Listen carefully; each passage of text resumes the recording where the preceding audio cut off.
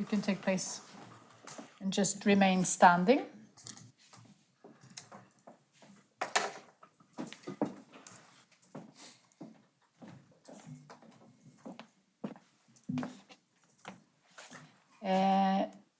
Your full name, please. Dr. Craig Stephen Wright. Sorry, this is not cooperating. And that's Stephen with a V or V? And your position? I'm the chief scientist of a company called Enchain Limited and the CEO of Wright International Investments. Chief scientist of Encrypt? Enchain. Enchain, sorry. Small N, capital C. Enchain Inc. And then CEO of Wright International Investments.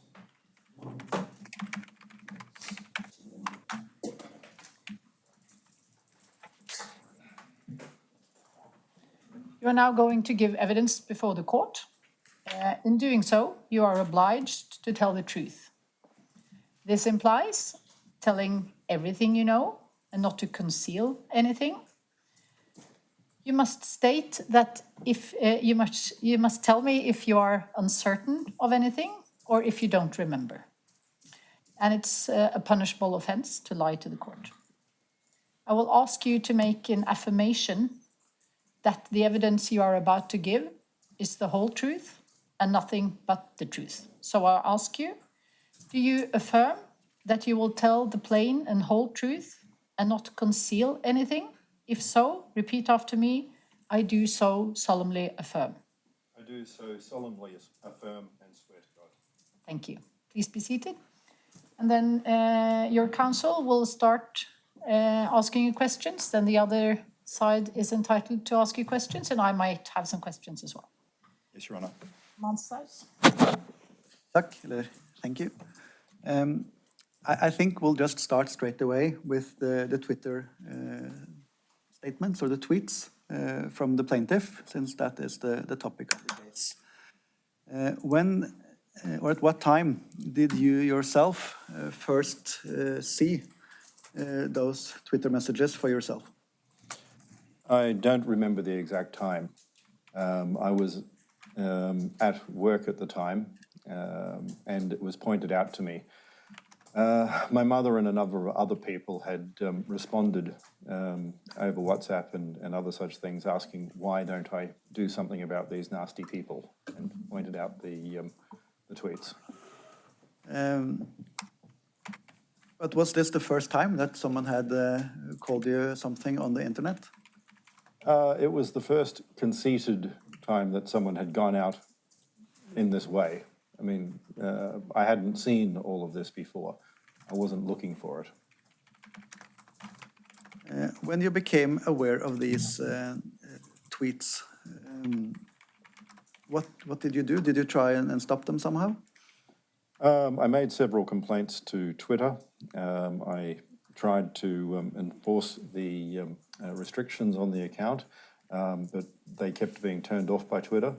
I made complaints about that as well. You said you tried to enforce restrictions on an account. Was that your account, or was that to enforce restrictions on someone else's? My own account. My Twitter account was supposed to be private, where only people who've been invited are allowed in. But unfortunately, Twitter kept removing that restriction. And how did this work out for you, asking Twitter to stop messages like this?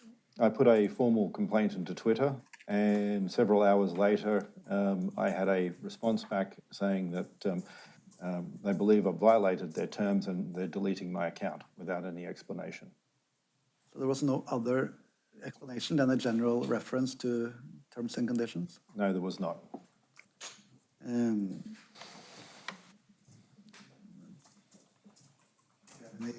thoughts on why that happened? Why did they delete your account? I'd made complaints, some of which were because of some of the personal attacks. I'd also been receiving DMs, direct messages from people concerning family members and myself. So is it to understand that this complaint was not just only about the tweets from Hodlonaut, but also other tweets as well? It was all the stuff following that. So it was him and everything that were being encouraged. In front of you on the screen, do you have page 721 of the extract with the tweets? If we start on the second one, dated March 16th, it says, Craig Wright is a very sad and pathetic scammer, clearly mentally ill. Everything about him induces deep cringe. I suffer from obviousness fatigue after still having to read posts arguing why he isn't Satoshi. How do you read this? What's a scammer? He's telling me that I'm someone attempting to falsely raise money without delivering something, without creating a project, for instance. For instance, many of the ICO, well, basically frauds that were launched and now have stopped, were all about raising money without going through the legal requirements. We see in these other messages you're also called a fraud. How do you read that?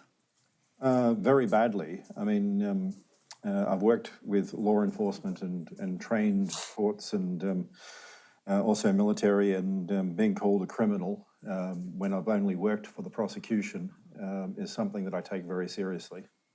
Have you ever been charged or convicted for criminal activities like fraud or scamming? I've never been convicted with anything in my life. No criminal offences at all.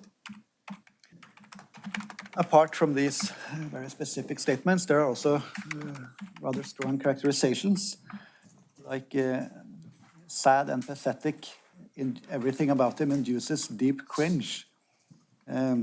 What do you think about that? It's obviously very defamatory. In a heated debate on the internet, can this happen, that people use strong language? Yes, but there's a difference between a debate and strong language and truth. I've been upset and angry many times, and in particular after some of the things that I was told in direct messages after this, I got very upset.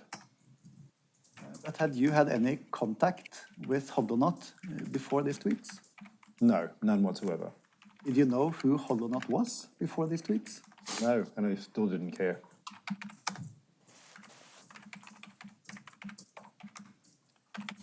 You said a little bit about it, but can you explain a little more? Before your account was banned, we understand that happened quite fast.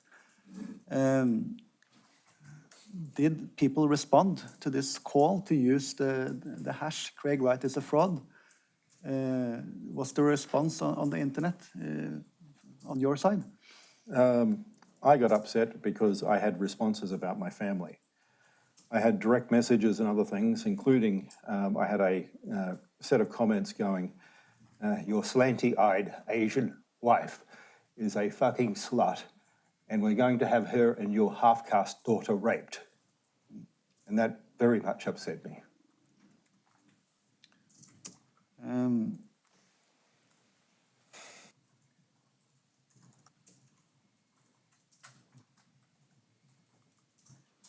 There's a statement here about clearly mentally ill. And it's true, like was stated also for, I think Hodlonaut said he didn't know about this. This diagnosis wasn't, I think, public knowledge at that time. But how did this make you feel?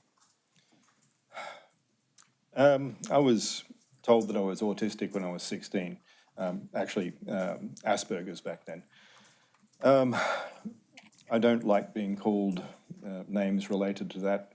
I mean, yes, I'm autistic and I have different reactions to people, but I find that incredibly hurtful.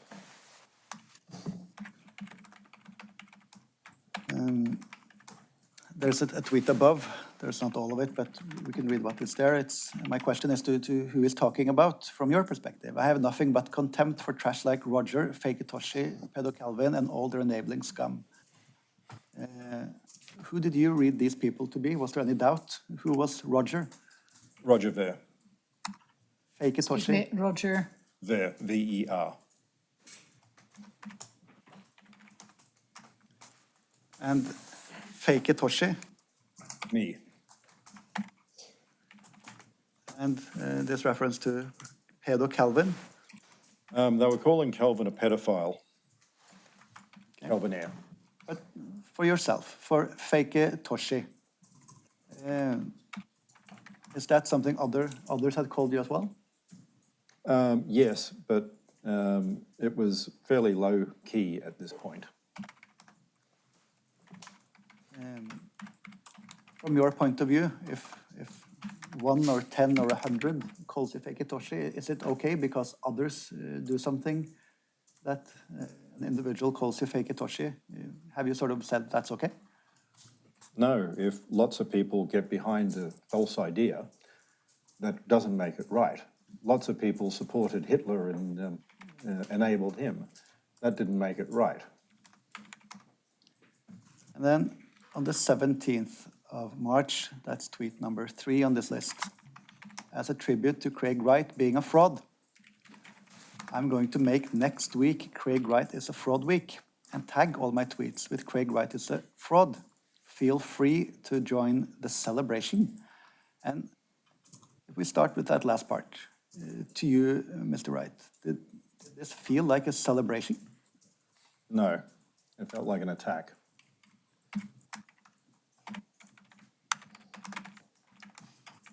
He's saying join the celebration and using a hashtag, Craig Wright is a fraud.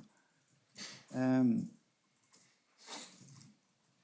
do you read this? Is this a call for others to join in or what's going on? How do you interpret what's happening here? I'm autistic. When I was in high school, I was bullied. This is what this is. It's a person encouraging other bullies to harass people.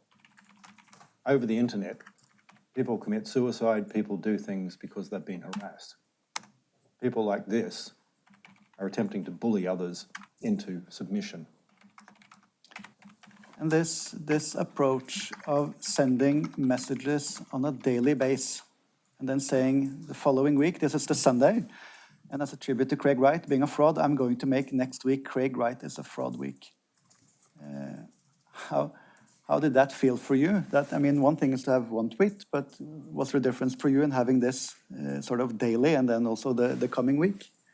How did you react to that? Because all of my family, people I worked with, saw this and commented on it every day.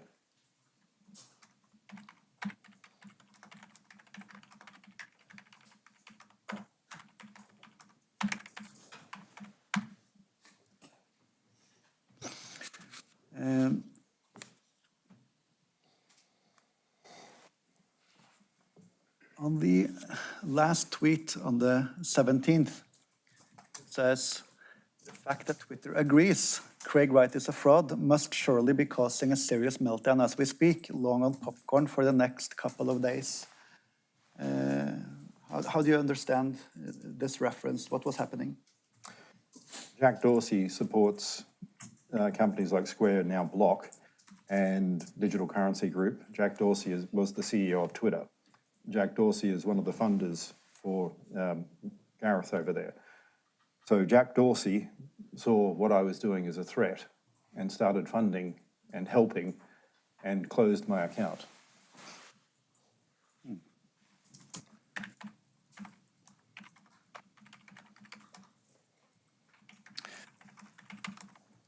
There's also a tweet on actual extract, the additional extract on page 62.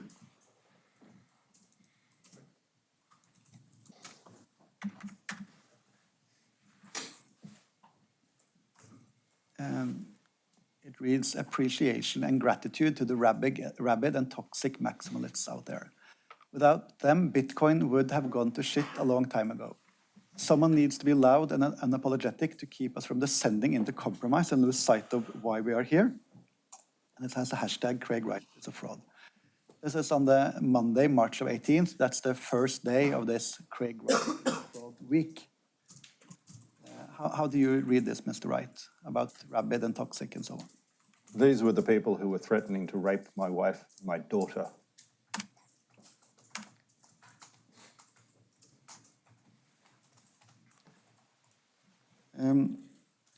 We know that your lawyers sent a letter. to Hodlonaut through Twitter. Did you get a response to that letter? Not to my knowledge.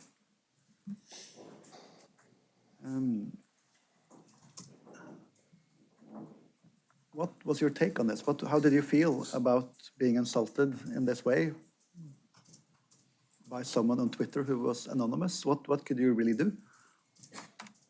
I tried to do something by getting accounts closed. In theory, when someone has threats, etc., Twitter's supposed to take action, but they didn't. Instead, what I saw were pictures of my face with bullet holes with statements such as, "Oh, look what I found walking through the forest." And basically it was a target with people having shot my face and other such things.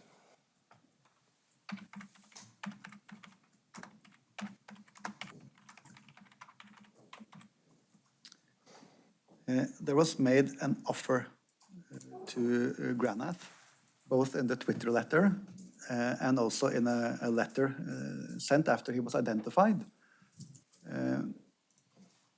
There was, again, an offer to an amicable solution.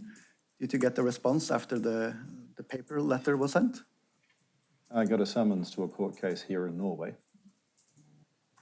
If Granath at that time had initiated a discussion, was there any possibility of finding an amicable solution, do you think? Yes, there was.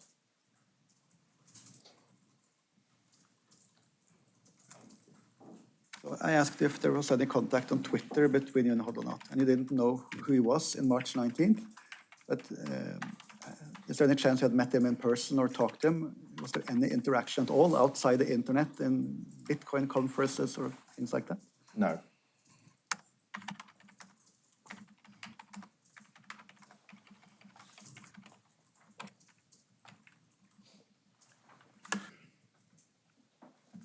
There is.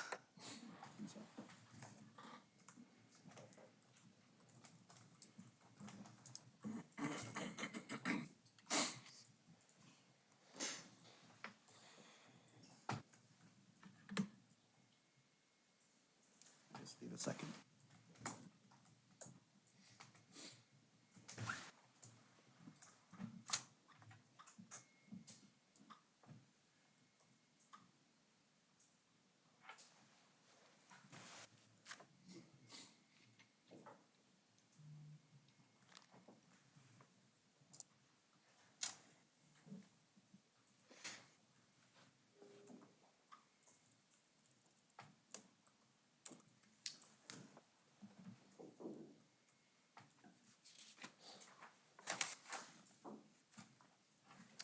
In these tweets that we've gone through from Granath, can you see anywhere that he substantiates his position?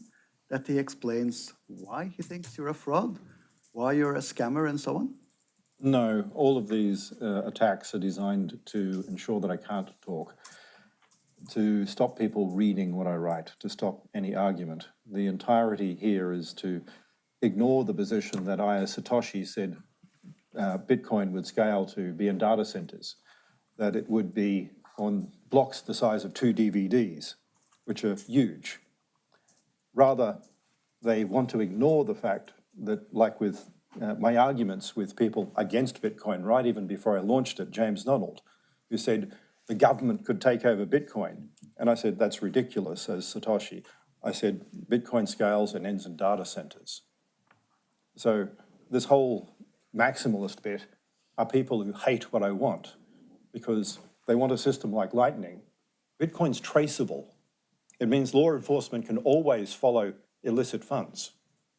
Conversely, Lightning is a system that loses the logs. It's not about scaling. It scales less than we scale in Bitcoin, less than the thousands of transactions a second. It doesn't log. 1,200 people have gone to jail because of the dark web Silk Road drug site, because all of those were traced by law enforcement. The converse thing they want is they want Lightning to have no logging. And if there's no logging, nobody goes to jail for drug sales. We received new evidence very recently. It was basically tweets and statements from you. I thought I'd ask you about a couple of those, since they were raised on Monday. The first is on page 215 of the additional. A, 215? I keep missing on the, there, additional. It's 215, it's the wrong extract. So additional extract, not A, sorry, additional tilleggsutdrag. Unnskyld, skal vi se.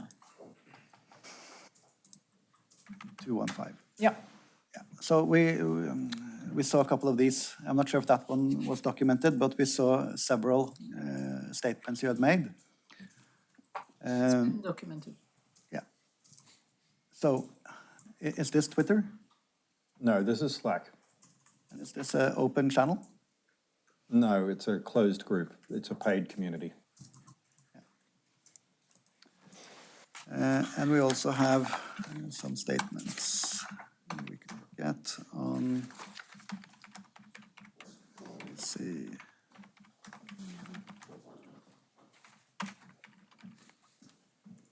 Yeah, I can come back to that, I think. Let's check. On this. Let's try to cut down on some of the questions because we've been through part of it. You can look at 495 of the additional extract, 495.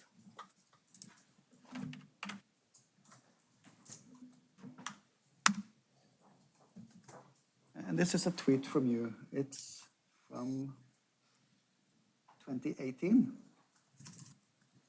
And it says, "This is it, screw you, toddler." Toddler, is that a derogatory reference? Is that an insult, or what's that about?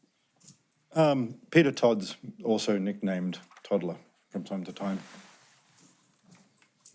And you're saying here, screw you, toddler. Is that how you usually start a conversation, Mr. Wright?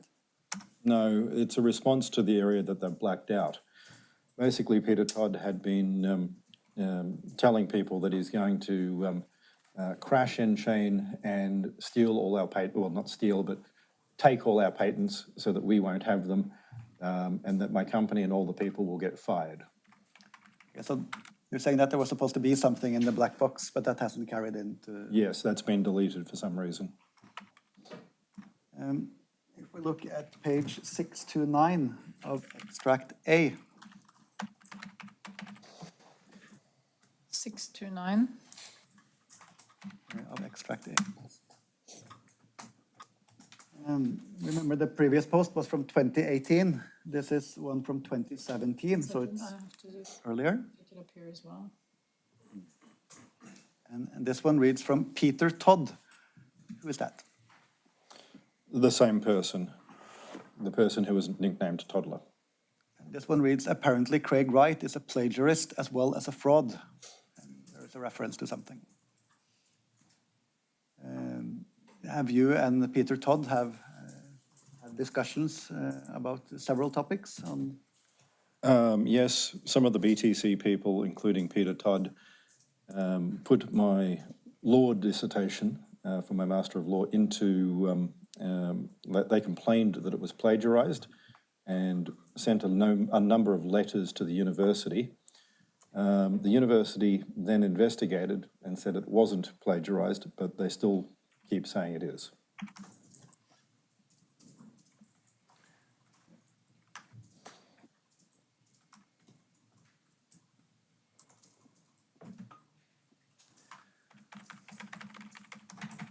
These other examples we also saw on Monday, which was documented. Do you yourself sometimes resort to strong language in debates? When I'm insulted and when I'm being attacked, sometimes I overreact, yes. But I asked you on this tweet we saw from 2018 on Todd, but on a more general level, if you initiate a discussion or debate, would you use strong language like we have seen in these examples?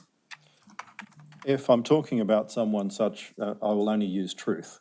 Sometimes I've been harsh on that truth. I've called people such as the founder of Monaro a scumbag who's charged with fraud and should spend a long time in jail. He's currently charged with over 1,000 charges of fraud, and he's wanted in 3 countries. So yes, I take a strong position against people who commit financial fraud. If we go to page 498, back to the additional extract, tilleggsutdrag. 498. Just 3 pages. This was documented on Monday. Thou who tells people to hodl is a scammer pushing a Ponzi. Basically, pump, leave it like light Charlie. The sale is to make a few as the bag holders collapse. Without going into the debate, but you're saying bad Lopp. And what does that reference mean? The founder of Litecoin, Charlie, and Mr. Lopp were talking about the rise in Litecoin. Charlie had been promoting... Without going into the debate, we'll just want to identify who this person is, and if we can zoom in a bit, we see that you're quoting below. Jameson Lopp, yes. Jameson Lopp. Did you have discussions with him? I've had many discussions with him. I've known him from the early days of Bitcoin. And during these discussions at this stage, were you friendly, or was there a hostile sort of take on each other? It started off friendly, but became hostile later on, especially when people were pumping sort of coins going up in price and getting people involved and just holding. Yeah, so that was Jameson Lopp. We'll revert to that name later on.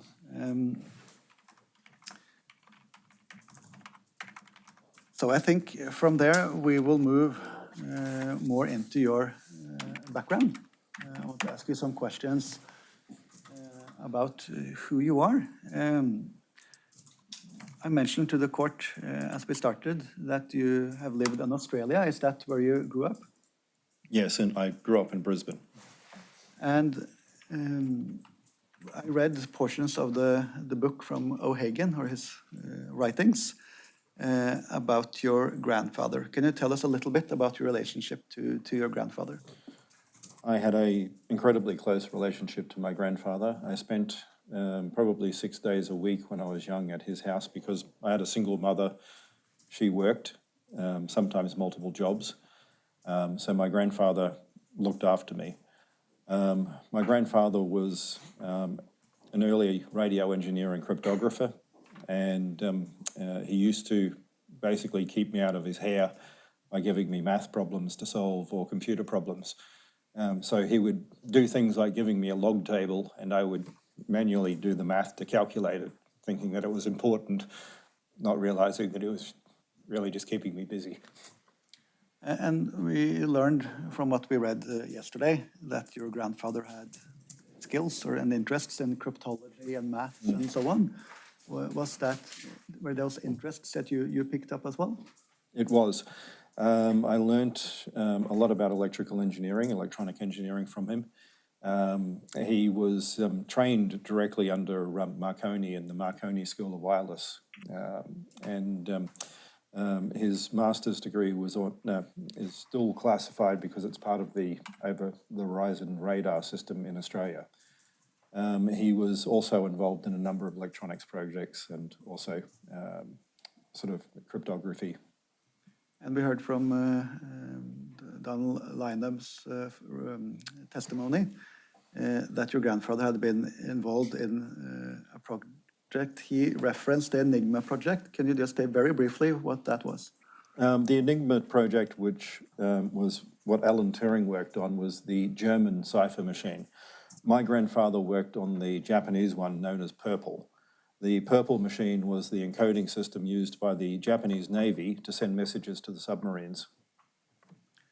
And we know that you have an interest of Japanese culture. We read about this. Can you explain where that comes from?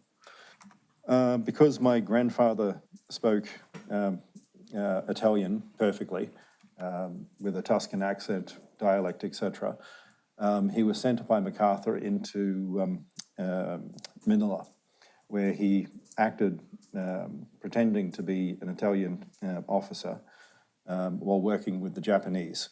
The Japanese didn't really care about the Italians, like at that time no one did. They were just sort of the poor cousins of everyone in the Axis powers. And my grandfather helped set up wireless stations and communication stations between the forces still in Manila secretly and MacArthur. So preempting the invasion back into take over the Philippines. And your interest in Japanese culture?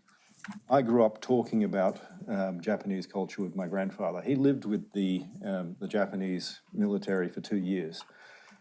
In that time, he developed a deep respect for a lot of what they were and their culture, etc., their aesthetics.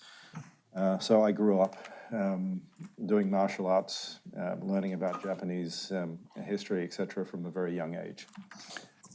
And your choice of pseudonym later on, Satoshi Nakamoto, was that the first time you used a Japanese handle or username or pseudonym? No, I'd used others. Back in the 90s, I was using Doshai Gaite. These interests in cryptology and math and so on, was that something you left behind in your childhood years, or did you take this with you as you became an adult? No, I've remained involved. I haven't ever stopped. We read yesterday from Donald Lyman's testimony. We also have Max Lyman coming in. Can you briefly say something about your interaction with that part of the family and their interests?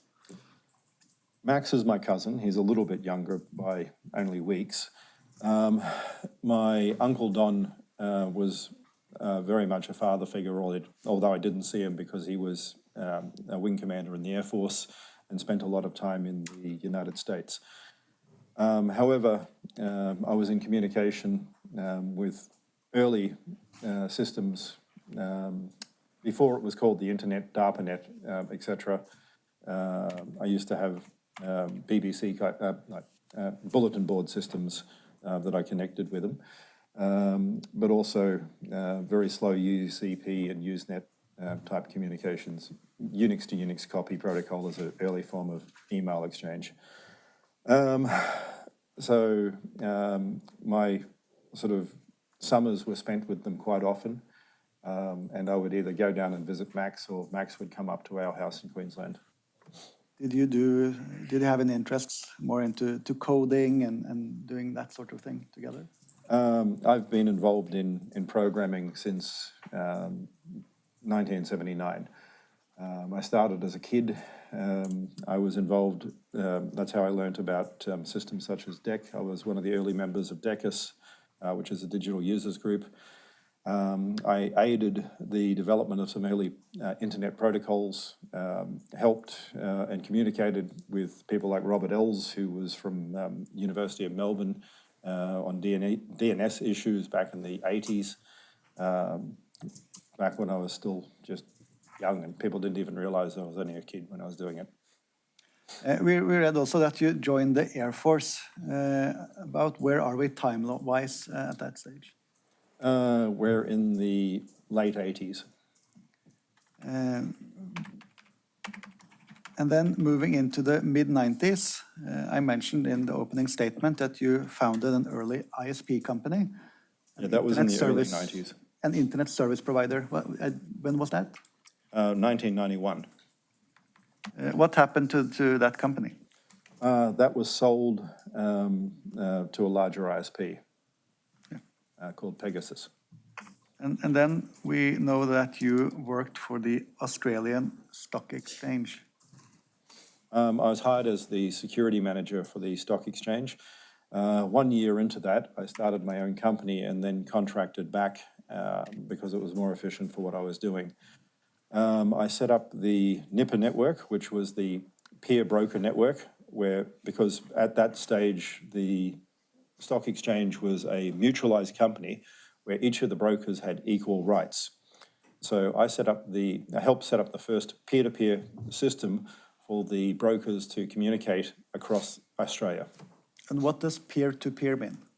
Peer-to-peer means a direct communication with no central server. So not like the BTC people try and tell you where a user sends to a bunch of nodes that bounce around and sends to another user. It means Alice and Bob, who are communicating, directly communicate with nothing in the middle. And you said you worked for a year in the stock exchange. You went out and you started a company. What was the name of that company? DeMorgan. And I understand you continued to work for the stock exchange through that company. But wasn't that a small company to service the Australian stock exchange? Yes, at our maximum we reached 31 or 32 people. But even at that size, considering the clients we had, we were very lean. There is a witness coming in at the end of this week who worked for Vodafone. Can you say briefly what type of work did you and your company do for Vodafone? When Vodafone was first getting internet connection, we created the Asia-Pac firewall and control system. At the time, we're talking the 90s, there were no firewall systems that could handle a number of users that Vodafone had. So my company created the firewall and infrastructure for Vodafone, the management systems, the monitoring systems, and the systems that allowed users to access the internet through the Vodafone network. At that stage, Vodafone had around between 1 and 1.5 million users, if I'm right. Cisco or Checkpoint or the other firewall companies couldn't create a system that would handle that volume. So we did. So was this a development, a custom system that you had to build? Yes, it was. And did you sell or implement this or a similar solution to this to other customers? We had modified systems for Hoyts later on. Hoyts are a digital cinema chain in Australia. Also UVI, the Australian Stock Exchange, as I said. My company ran the security infrastructure for the 2000 Olympics in Australia. We did work with the New South Wales Police. We were considered a green/blue dollar contractor for IBM in Australia, where we did work, and a number of other entities. When you were doing work like this, was all the hardware at the client or customer locations? Or did you also have hardware with your companies on your location? No, they were distributed systems. To have the availability requirement, we created systems that ran in multiple locations. We also remember from yesterday that your uncle in his deposition referenced your work for Lasseter. What sort of company was that? Lasseters were the first licensed gaming company or casino in the world.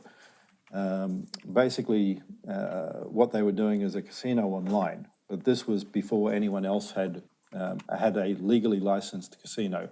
I set up the security infrastructure and helped develop payment systems, logging systems, and control systems for that infrastructure.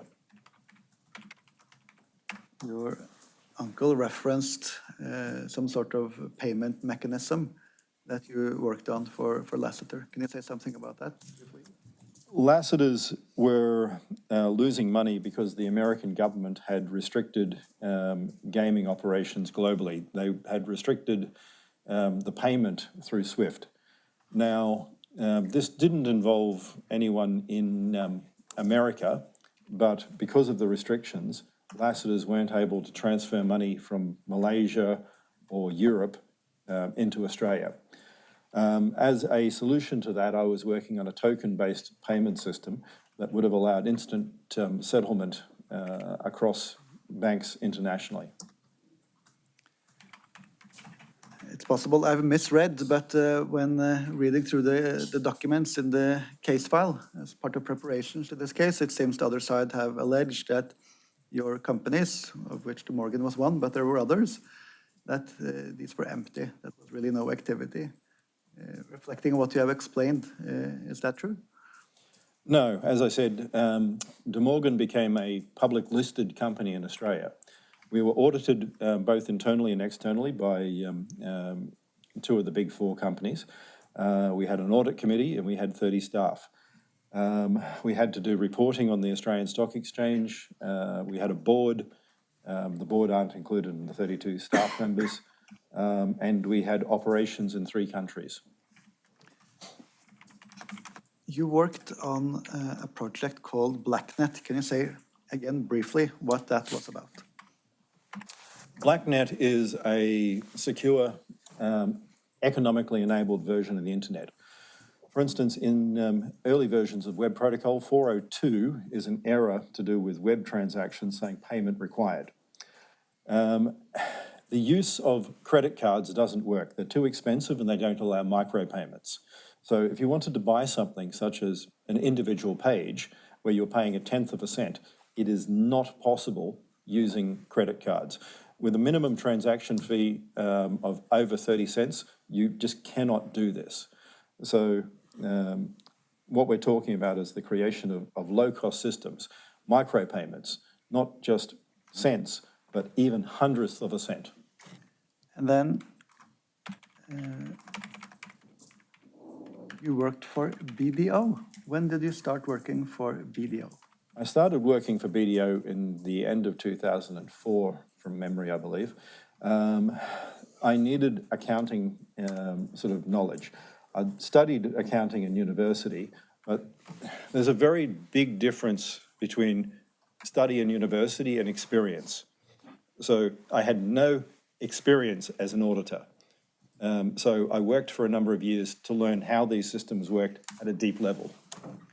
And what was your role in BDO? What's the name of your position? I started as the MIS person, but I ended up as the director of different divisions. I was the director of the Computer Systems Audit Division, the director of the Computer Forensics Division, the director of the Statistical Analysis and Fraud Detection Division, and also aided in other areas. As part of this, did you have any work related to digital forensics? Yes, I did. We were engaged by the South Australian Police, where we did an analysis of distributed networks using network graph theory to track down individuals who were involved with child grooming. So basically what we did was we tracked down anonymous accounts who were grooming children as young as 12 or 13 for sex, and helped capture those people and enabled the South Australian Police to have a successful prosecution of a pedophilia ring. During your working life, those years, did you continue to code and program yourself? I still do now. And at that time, in 2005, 6, 7, your years in BDO and so on, what was your preferred coding language? I code in a combination of some of the C languages. I do code in C++, but I prefer C#, which is a Microsoft version of C. But I primarily code these days in Python. Please repeat the last. Python? Python. Gavin Andresen expressed that Nakamoto had an old-style approach to coding. Can you say something about that? I trained back in the 80s, so I grew up with methodologies such as waterfall. Now, waterfall isn't really popular these days because of the whole approach of getting things out and breaking things fast. Because of my background working with the military, with the Australian Stock Exchange, etc., my coding style was one of design first, validate, check, and it's been superseded, is the best way to put it. Did you use open source tools when coding C++, or was it, what sort of environment was the coding language in? A combination. Some of the things I used, like BoostBlast, open source, and Minix, etc. But my preferred environment, in which I coded Bitcoin as well, was Visual Studio, which is a Microsoft IDE. Thank you. If it's fit with the schedule for the administrator, that might be a good place to have lunch. Looking at the clock, I think so too. Men da ses vi igjen klokken 1:15.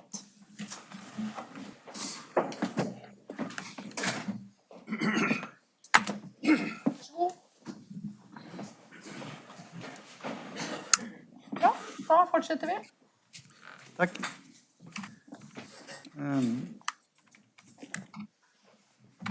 So, Mr. Wright, before we broke for lunch, you explained about your childhood, your interest for coding, your work experience related to different IT and security and transaction platforms and so on. I want to now ask you about the development of Bitcoin. And this background and these skills and your experience, was that relevant background for moving into the development of Bitcoin? It was more than that. It was actually designed for it. I went out and I studied courses when I needed knowledge. When did the early concept of the idea of Bitcoin and sort of working towards something start? The idea of making a internet-based payment system and token system started right back in 1998. I'd had talks early on with people involved in the industry, including Tim May, but a lot of it came down to my work with the Australian Stock Exchange and other organisations, including Lasseters and some of the banks. And I was trying to find a more efficient settlement system, more efficient global payment system. All your efforts in this area of making or looking at payment systems, did it only sort of result in Bitcoin, or were there byproducts along the way? No, the best way to put it would be that there were thousands of failures. A lot of my problem with R&D organisations within the government came from the fact that it kept failing. And a lot of people, even in academic circles, told me I should just give up. It will never work.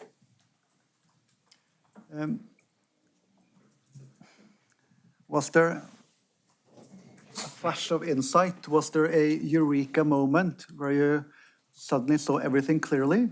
Or was this a process of breaking down into many steps and so on? There were many steps, but it really finally came together in around 2007. I'd been working on a number of different tools, digital audit technology, computer-aided audit techniques, etc., as well as developing log systems. And I'd been having talks with my partner, as in the person I worked for directly in BDO, Alan Granger, and we were discussing a system that had been developed, which was a triple entry log system. The difference between a double entry log was it used digital signatures to validate accounts, meaning that some of the things I was working on, like anti-fraud systems, you would have a single book.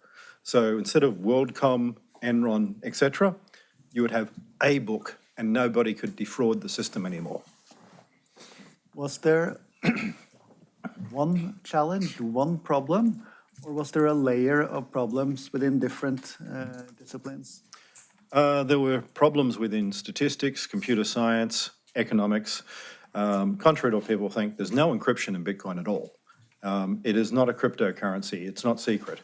The distinction is that it's completely auditable. The security is actually an economic model. It's not decentralized with thousands of nodes like people say. At present, there are only 12 nodes mining Bitcoin, creating blocks, of which 59% of the hash power at this present moment controlled by 3 nodes. 2 of those are the same owners and same company, and one other is an American company. We have heard about a white paper, and we heard about the Bitcoin code or program. What was sort of the order here? What came first? There was a little bit of back and forth, but the primary stuff before I wrote the final version of the white paper was really the code. So I had to actually know that what I was doing would work. So I'd created an MVP, minimum viable product, as a toy version of Bitcoin back in 2007. And I set that up on a number of different machines and around my house and my property. And it seemed to work. And once I knew that I could get it working and scaling, then it was worth going into all the other effort of writing it up, etc. If we look at extract A, page 57.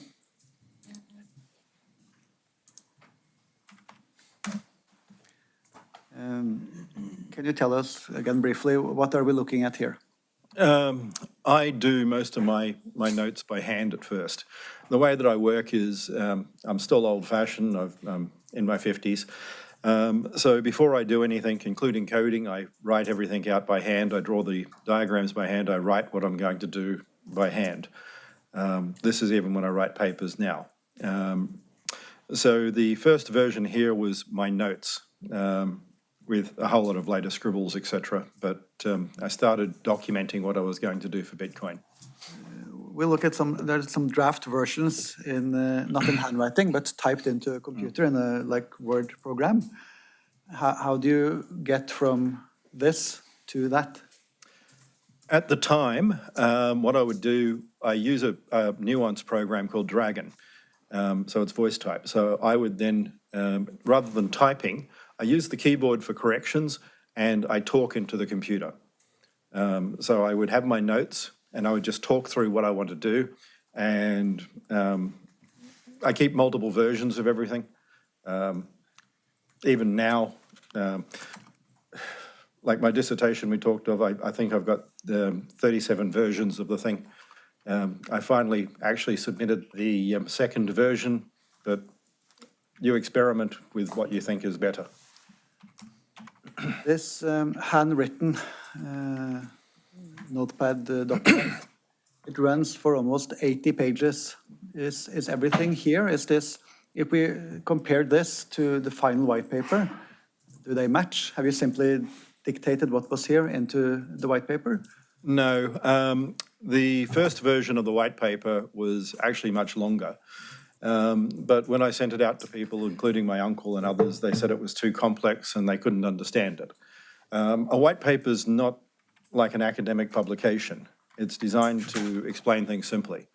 So I went through a few iterations where I cut it down and then I cut it down into the final version.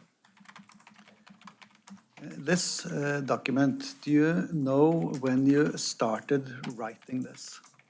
August 2007. Do you remember writing it in August 2007, or is it simply because it says August 2007 on the... It says it, but I also know what I was doing at that time. Was this document created in one sitting? Is this the result of your sitting down and writing one evening and then writing until the 80 pages or so were done? No, apart from the corrections, the way it would happen would be I'd put down some and I'd come back later. So this wasn't really all 80 pages until about March of the next year. You said there were edits done there. It says on the upper left hand, electronic cash. That has been overstricken, and it says Bitcoin. Was that something you did in 2007? Yes, it was. At the time, I was also doing my preparation for my dissertation, my master's in law. And what I was talking about were payment intermediaries. So my LLM's on payment intermediaries are over the internet. But payment intermediaries is a legal term that most people don't understand. So I changed it later to trusted third parties. But I was asking about, it says electronic cash at the top. That has been a line over it. Yes, that's correct. When was that change made? Oh, much later. I've used, I go back to my notes and I edit them over time. So I can say it's much later. I don't remember when. But is it later in the sense that it was 2009 or 10, or was it later as Oh, in? way later than that. If we move forwards, if we can flip a couple of pages towards page 60.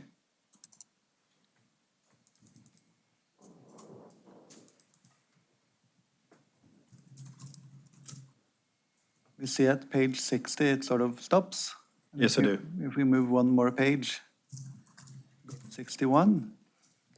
So breaks like this, is that what happened? Is that just a new chapter, or did you put it down and start again? No, what's I the would have process? started again. If I'm continuing, I would have just continued on the same page at I the same wasn't day. intending to say a lot about sort of what you're writing here, but what are the topics you're discussing throughout this paper? Not necessarily on this page, but just...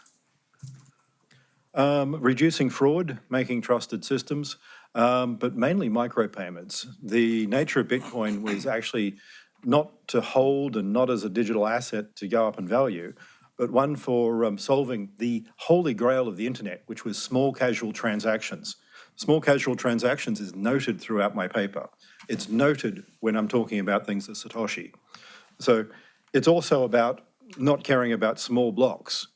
I noted as in 2008 with arguments with people like James Donald that Bitcoin ends in data centers. It ends with block sizes to compete with Visa that are gigabytes in size. And I can say gigabytes because 4.3 gig is the size of a DVD, and I said 2 DVDs, which is 8.6 gigabytes. So we're talking larger than now on any system. If we go to page 78 of this document.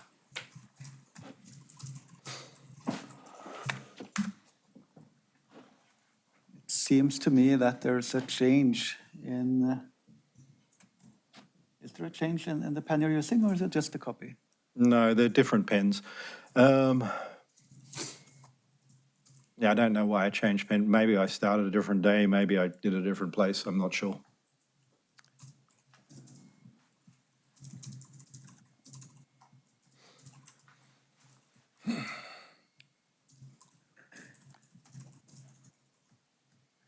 If we move to page 135.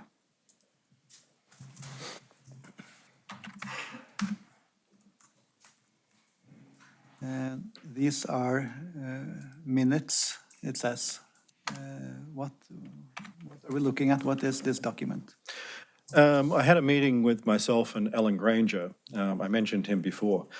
He was my boss effectively at BDO. I wanted, when I had first started documenting the white paper, to make this a project within BDO.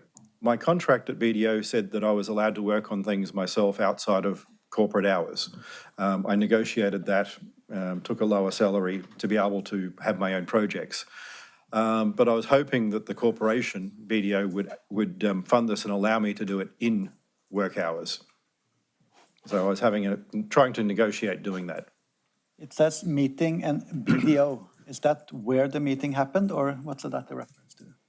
Alan Granger's room, yes, he had like a separate meeting table, etc., in his office. He was a partner.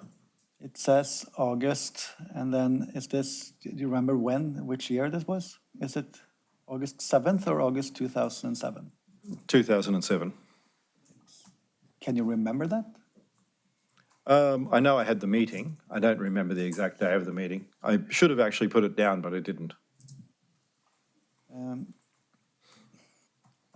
Apologies, what does that mean? There seems to be a line. If anyone else was invited, it's a standard form. So if we had invited other people and they couldn't turn up, you just put an apology there. It says Finnish code, Finnish POC, an action by C on those two, August 2008 or October 2008. Who is C on this list? I am. And what does POC mean?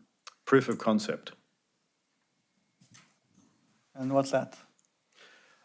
So that would be the initial working version of the code. At that stage, I still haven't hadn't decided on block times or sizes or how transactions would work. I hadn't integrated fully the scripting language, but completing all of that was what we're talking about for a working proof of concept. Then it says run up test system, but that doesn't have a C next to it. It says AG. Is that Alan Granger? It is. Why does he have to do this? Because the computer systems that I ended up running it up on were expensive, and I was hoping that I could use the data center within BDO. The national data center was in the New South Wales office where I worked, but to use that, I needed Alan Granger's signed off. Was that partly the purpose of this meeting, to have these funds and these resources at your disposal? That was 100% the meaning of this meeting. There's something there on line 4, set time, what does it say? Set time chain in action. And that says have P2P eCash. What are you talking about here? Terrible naming, because eCash is a blinded system and Bitcoin's very different.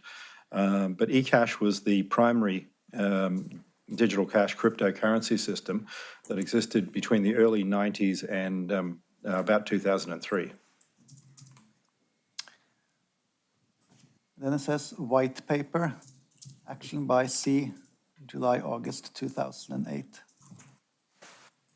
One of the things, if we're launching a product, is to have a white paper concerning what that product does. It then says, 8, can you help me? It says something, model. Then we've got graph model and MSTAT. What's a graph model?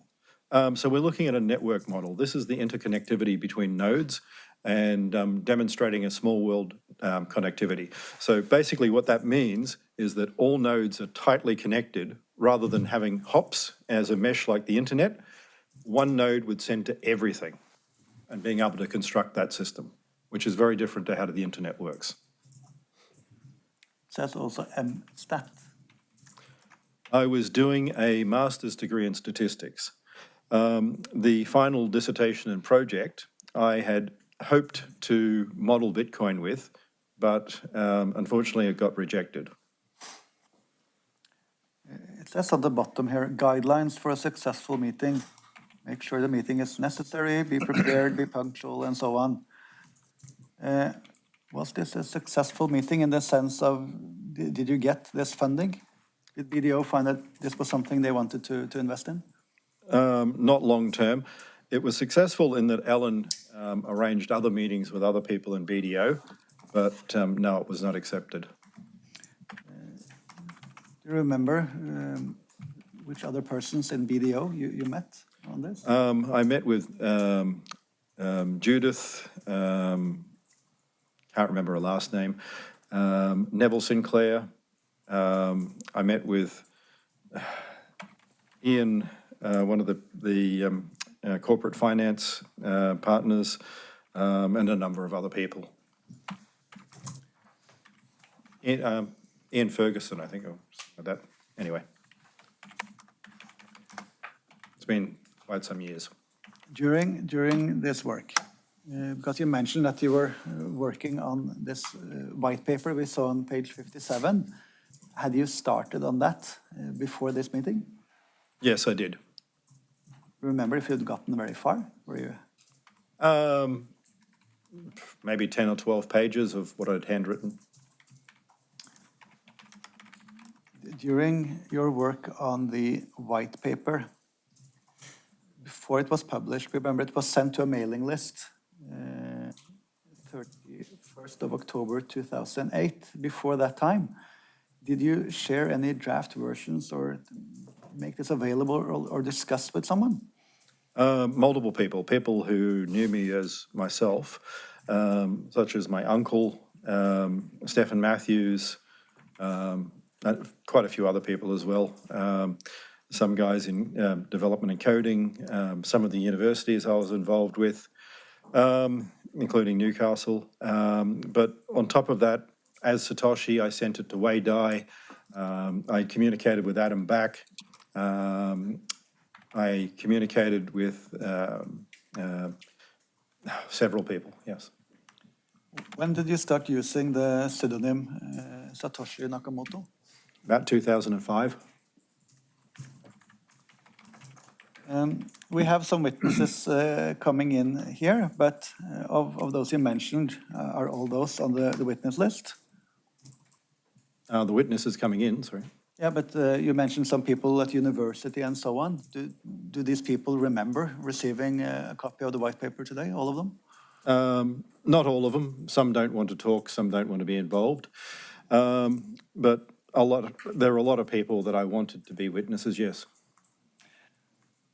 You mentioned that you sent it to Donald Lynam. When did that happen?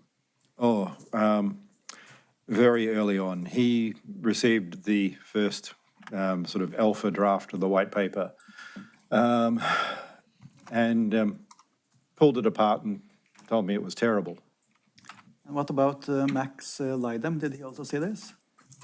Max would have, yes. They were basically living right next door to each other on a farm at that time. Did you listen to any of this feedback? Yes. Well, I wasn't happy about it, though. What about the code? Is that something? Did you share the code at any stage or discuss? Did you have problems writing or developing? Were there? I didn't really have early writing and developing problems. I had later problems. I shared with quite a number of people, Ray Dillinger, Hal Finney, later on Dustin Trammell, but things were working quite well in my environment. The problem was more afterwards when other people put it in their environment. When it ran on Craig's computer set up Craig's way, everything was good. But what I forgot is not everyone has their computer set up my way. So there are a few crashes and failures in other people's, including Hal Finney's. At what time did you start sharing? Was it the whole code or pieces of what you had done so far? I had gone over some people I knew and talked about sections of code.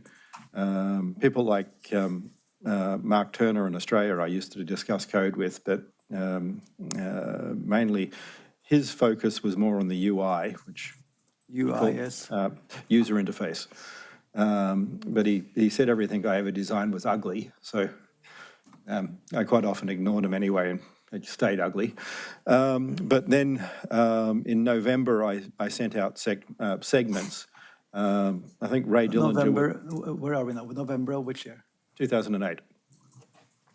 2008. What about, you mentioned earlier that you communicated with your cousin Max. Yes. And you also had contact with your uncle. And that you explained now that they received copies of the white paper. Did they also receive code? I'm not sure whether they downloaded or not. I had a upload site at the time, and it was available on that FTP server. But I didn't actually monitor which parts they didn't download, did or did not download. So it's impossible to tell now without the logs, but I don't know how much or how little they looked at because I trusted my uncle.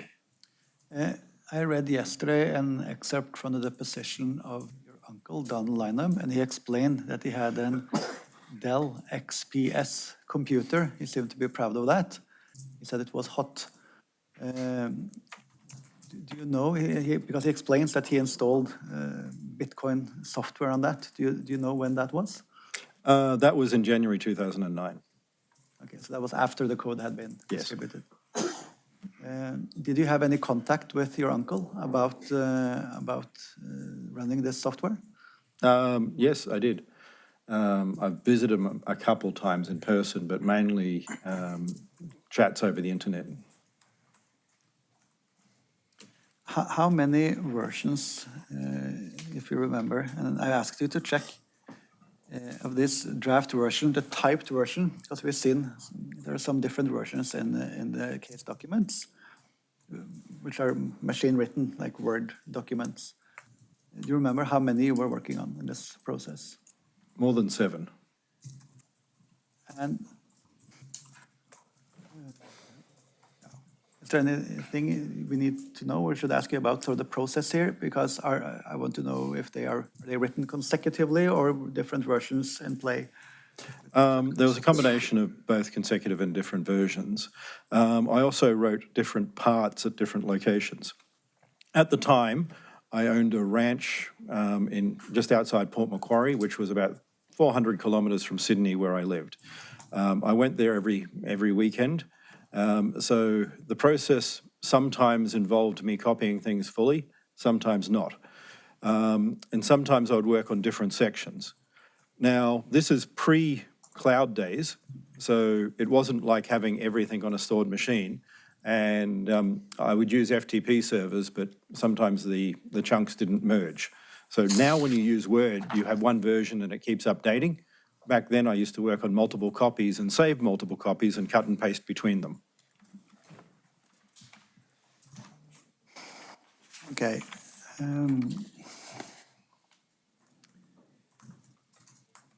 So you mentioned earlier that you left BDO at the end of December 2008. Was there any reason for your leaving BDO at that time? I was already looking to leave. I'd had interviews with Microsoft in Seattle, where before the financial crisis put a freeze on hiring, I was actually talking with the Bing team, which is their search engine and other things, about the possibility of being a product manager and effectively creating Bitcoin could have been owned by Microsoft. Horrible as that sounds. But the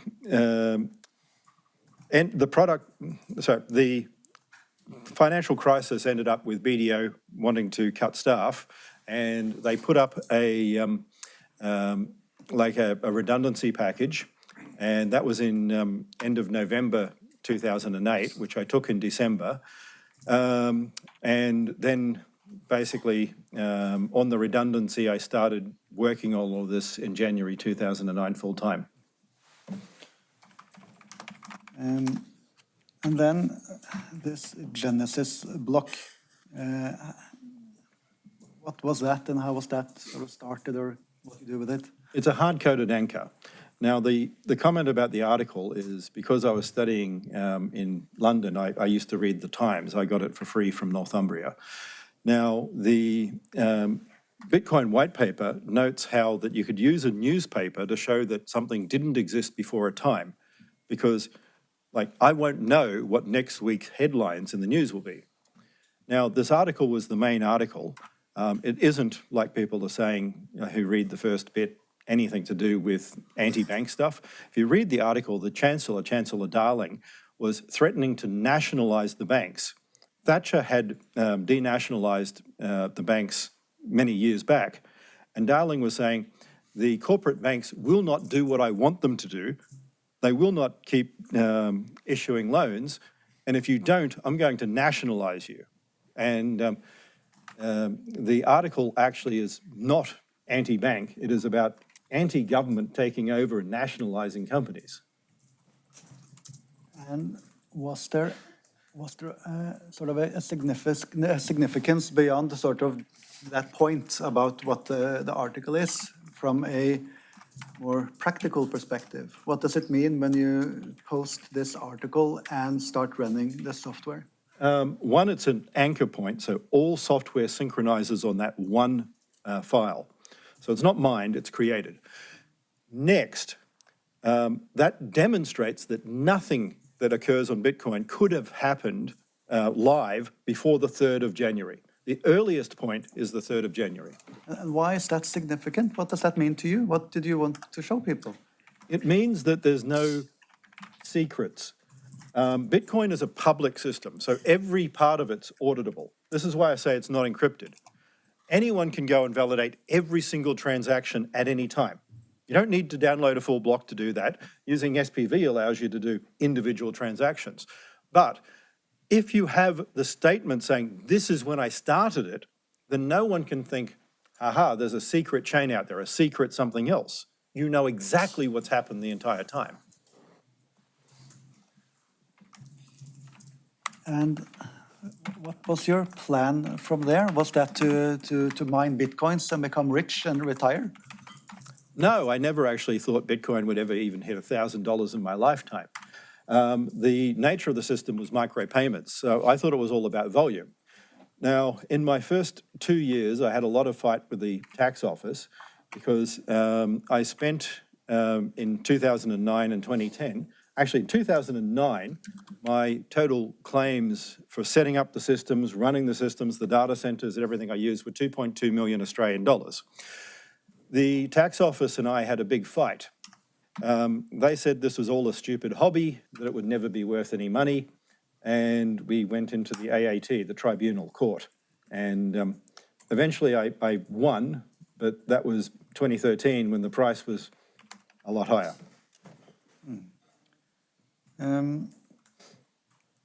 Excuse me, you said you had a claim. Was that for reducing your tax? Or what was the claim? Okay, what was the expenses you had for developing? It was the expenses and costs. So in July of 2009, I'd filed my tax return. Australia's tax ends on the 30th of June. I filed my tax returns in July, and that included a combination of expenses and R&D claims. So in August of 2009, the audit started because they saw this new company who had no revenue and $2 million worth of claims saying, we've got deductions. I didn't get money back because I had no revenue, but the government were claiming that this will never make money. They said it's a hobby. These tokens that no one has any value for, no one will ever buy. Were you at that time trying to encourage people to buy Bitcoin and hold, or what? No, I was trying to get people to use it. I had engaged with people about like tokenizing goods, using it for distribution. I actually had a number of talks with porn sites. But the porn is the big thing that got the internet going. It's embarrassing, but I was talking to some of the porn vendors about trying to use Bitcoin. But mining, can you explain what's the function of mining? Because the reason I'm asking is, you set up your Genesis block and you say Bitcoin was running. But at that time, were anyone actually using it?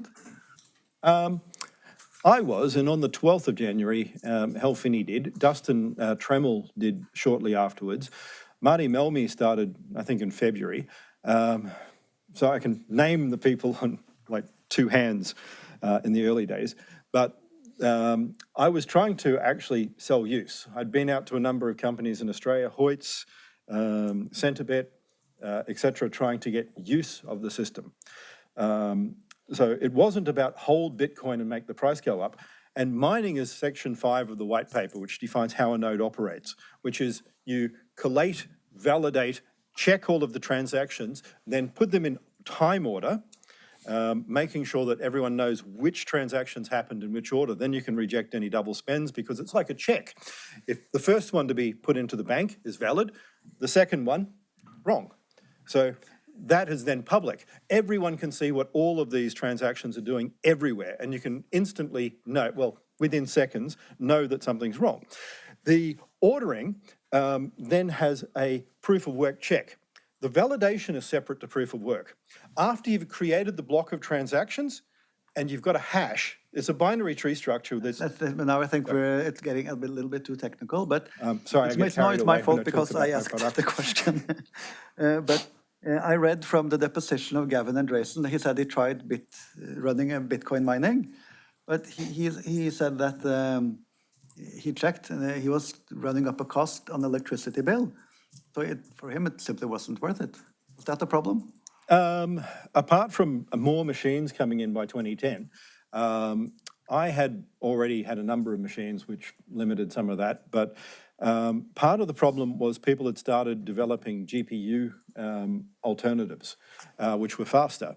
And if you didn't have the GPU code, which wasn't widely disseminated at that point in time, then the cost of electricity exceeded the amount for Bitcoin. So it wasn't right until the start of 2011 that Bitcoin became even slightly more valuable than it was to mine. And it wasn't really a profitable activity till well into 2011. And then I have to jump a little because we can't go through everything, but at the end, or to take that first, I mean, we saw that Gavin Andresen, he popped up in May of 2010. Can you say something about your working relationship with him? We read emails and such. Did you have a working relationship exchanging patches and so on, like we saw in these emails? Yes, it was very much a working relationship. We didn't discuss family or anything like this. Gavin never went into it. He asked me a couple times and respected when I didn't talk, which I thought was really good. Most people don't. They want to keep drilling into you and knowing all about you. And Gavin was just very happy to keep working and coding. Gavin was remarkable. I mean, RPC didn't really exist when I started training and coding. And a lot of the distributed systems design, Gavin had been working in more modern universities than I had been. I went to uni doing this in the late 80s, and although I learnt secure coding, I didn't learn a lot of the newer development ideas. And the integration of JavaScript, the RPC developments that Gavin did, the way that he did remote calls so that different nodes within the same network could control nodes. Remarkable. I loved him.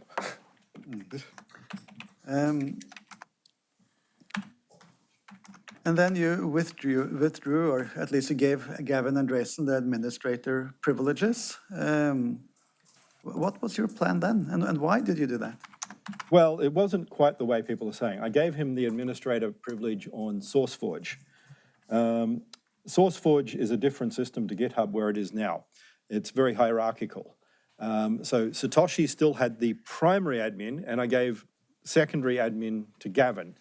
Gavin, unfortunately, when I wasn't there, got convinced by other people in the BTC small blocker camp that they should move it over to GitHub, and also because I didn't give over the control keys for the talk forum, they moved the forum server so that they could get access in full.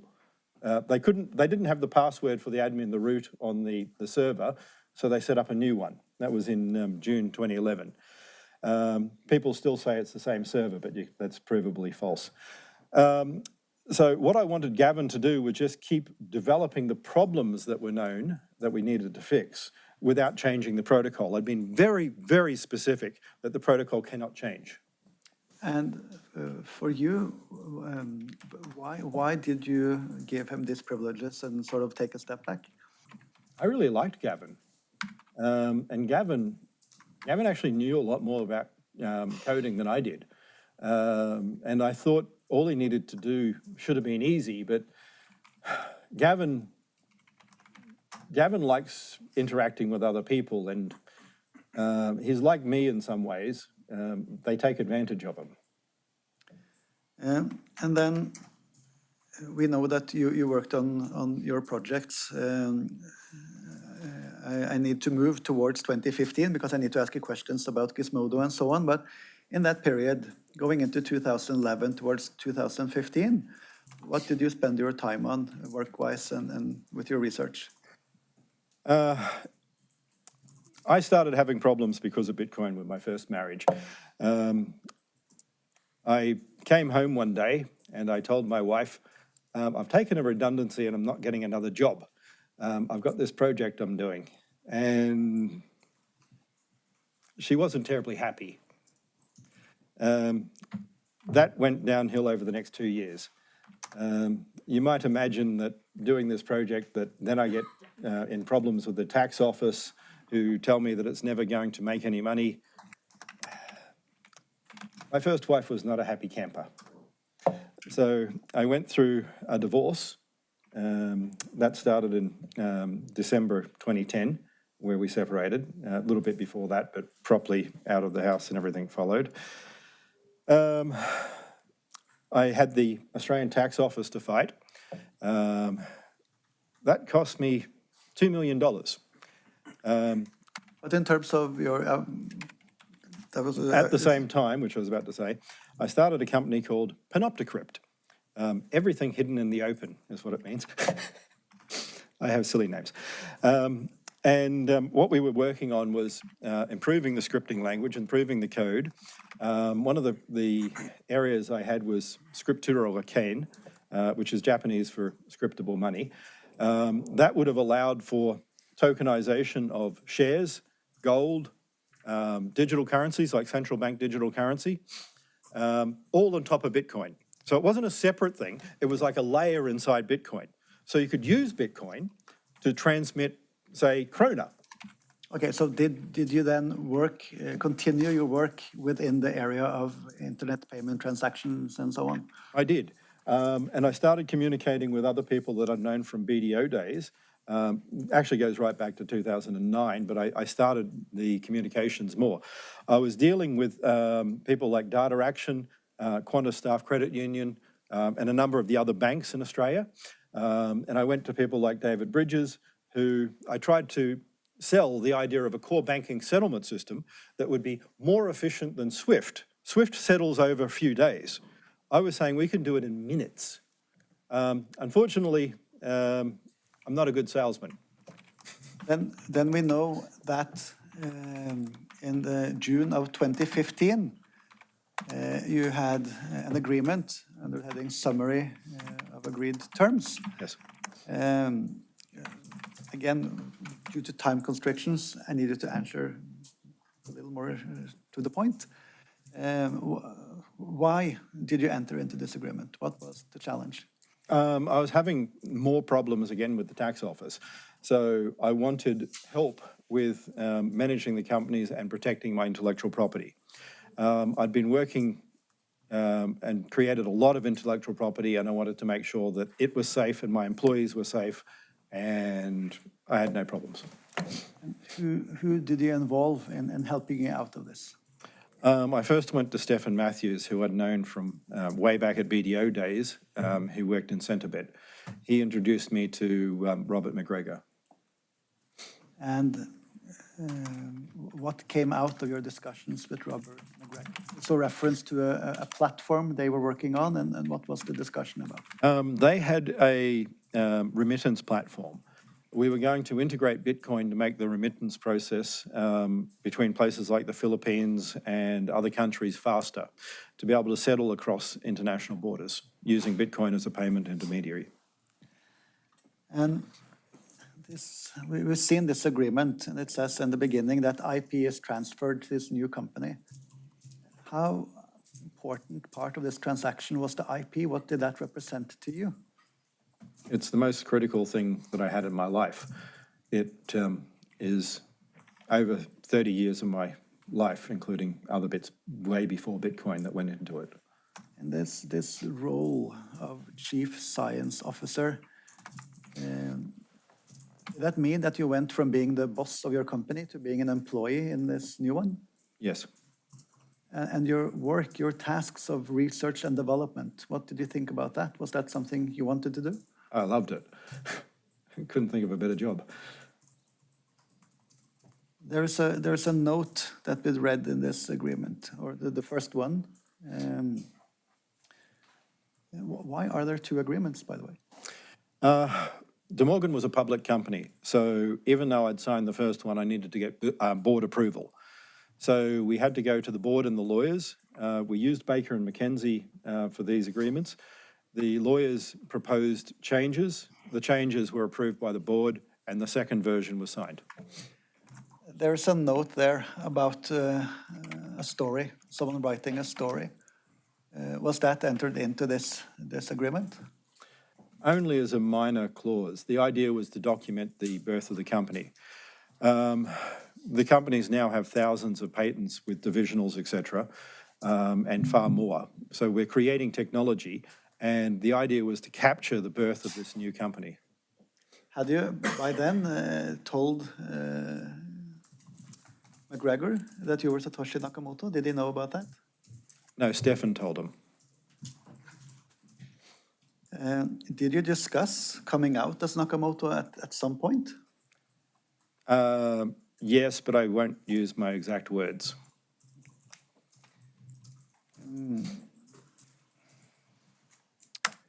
Then what happened? I mentioned in the opening statement that you moved to London. Briefly Yes. again, what was the process? When did you move to London? We started packing up our furniture and arranging that in August. My son, Ben, had started school in a London school, ACS, in August. I moved over, my wife came over in August as well. I came over in October.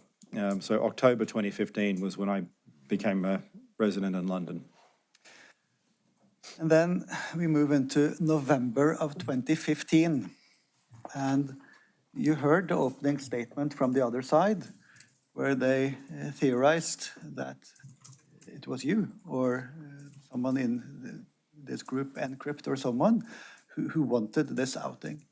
What was the plan? Was that to have you exposed as Satoshi Nakamoto by Gizmodo or Gawker or Wired magazine?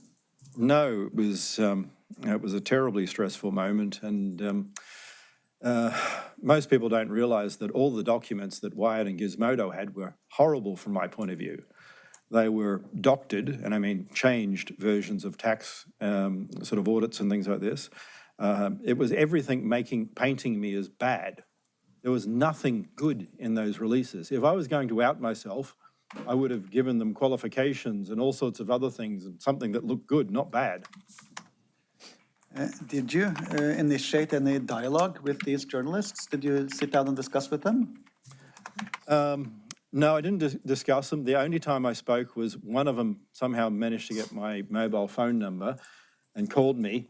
And I said, what the bleep, how the hell do you get this bleep number? Where the hell do you get that bleep stuff, and a few other things like that, and then hung up. I've read through these emails, and the journalists refer to other sources that are talking to people here and there. Do you know exactly who they talk to? I know some of the people, but I don't know all. I know Ira Kleiman was one of those parties they talked to, and I know a few others, but I have no idea who they were talking to in total. Do you know if any of the journalists actually went to Florida and talked to Ira Kleiman? I know that they were communicating with him. I don't know if they physically met him. Did you at any point see any of the documents that they had, either from this hacker, which is referenced by one of them, or other documents or information they had gathered? Not until it came out on the internet. We hadn't agreed to talk with them. The only thing I got was there was an encrypted email sent to the Satoshi Nakamoto Vistamail account, and I decrypted that and sent it around to the organization. I didn't respond, though.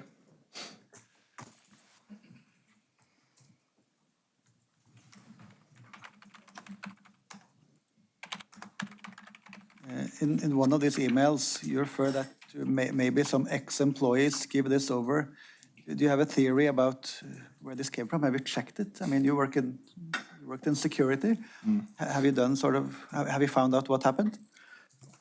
I know that there were some people in the company that were trying to sell intellectual property belonging to the company. We found that out.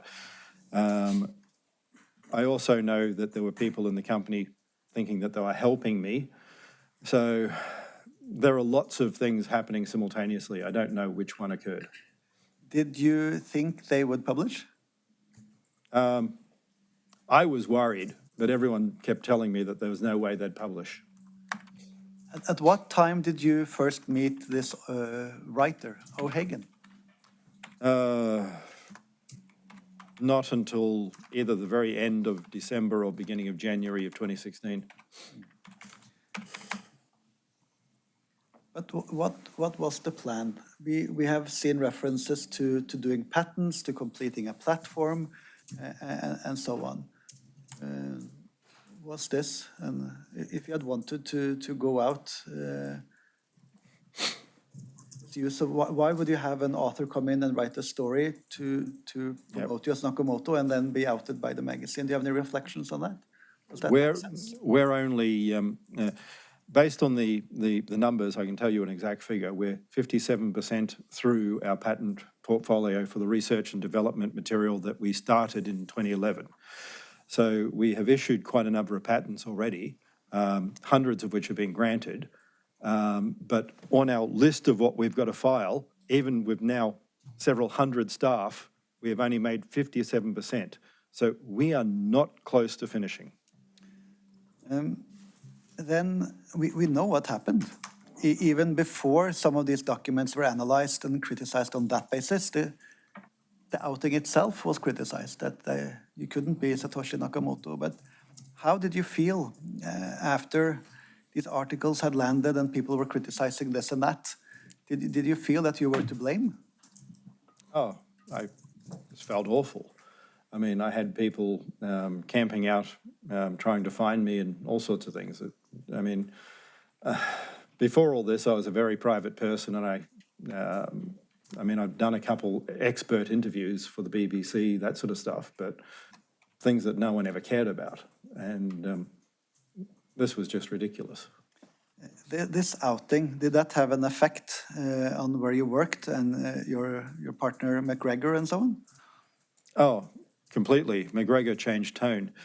Rather than a long-term project to build intellectual property over a decade, McGregor started talking to Google and thought he could flip his investment for $1 billion to Google, and had started talks. And we know that there was a process where Matonis was approached, Andresen, and so on. But did you agree at first to do these things? What was your approach? I didn't agree at first. I got, like the frog being boiled, one little bit at a time. I agreed to talk to Gavin. Then I got talked into talking to Jon to help talking to Gavin, then one more thing, and the goalpost kept moving. So every time I promised to do something, things were changed. I agreed to do an interview with the BBC. I said explicitly and had it in writing that it was to be only documented, only the person there, no recording, no cameras, and they turned up with a camera team. I mentioned Lopp. I'm not sure do you know how do you pronounce his name? Lopp. From this debate you had on Twitter. And there's an article from Lopp in the case, and that has actually been used. It's I'm not sure how much you read we sent you the filings and discussed them, but in the actual pleadings to the court, there's a lot of use of arguments from the internet, blog postings and so on. And an example of that is on page 114 in the processkriv extract. And I need to open that one.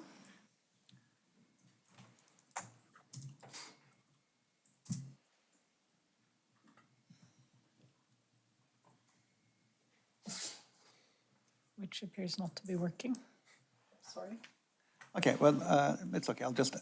I'll translate and read from the pleading directly. So this is from page 114. It's a pleading.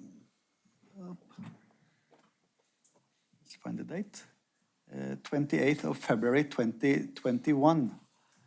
And the other side says they're then producing articles from the internet. And they're saying, in addition, there's also the article, How Many Wrongs Make a Right? From April 19th, 2019, which was attached in the pleading, or the writ, the original filing from the plaintiff. And that article points to the following events or points as evident. And there's a long list of bullets from that article, and it runs over on the next page. And then it says, we ask Wright to confirm if any of these bullets, and it's a long list, and if so, and if there is any evidence around this and so on. And I want to look at the actual article and then have Wright comment on this, because these internet articles actually seem to be where a lot of these arguments are coming from. So I'm thinking let's go to the source, and that's in extract A on page 743. 743? Yeah, and go there, I get something else, perhaps in this. Sorry, I sometimes get there's so many extracts.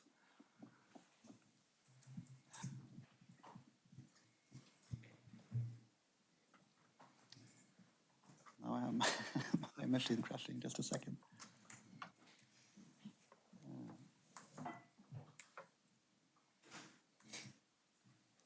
Just a second.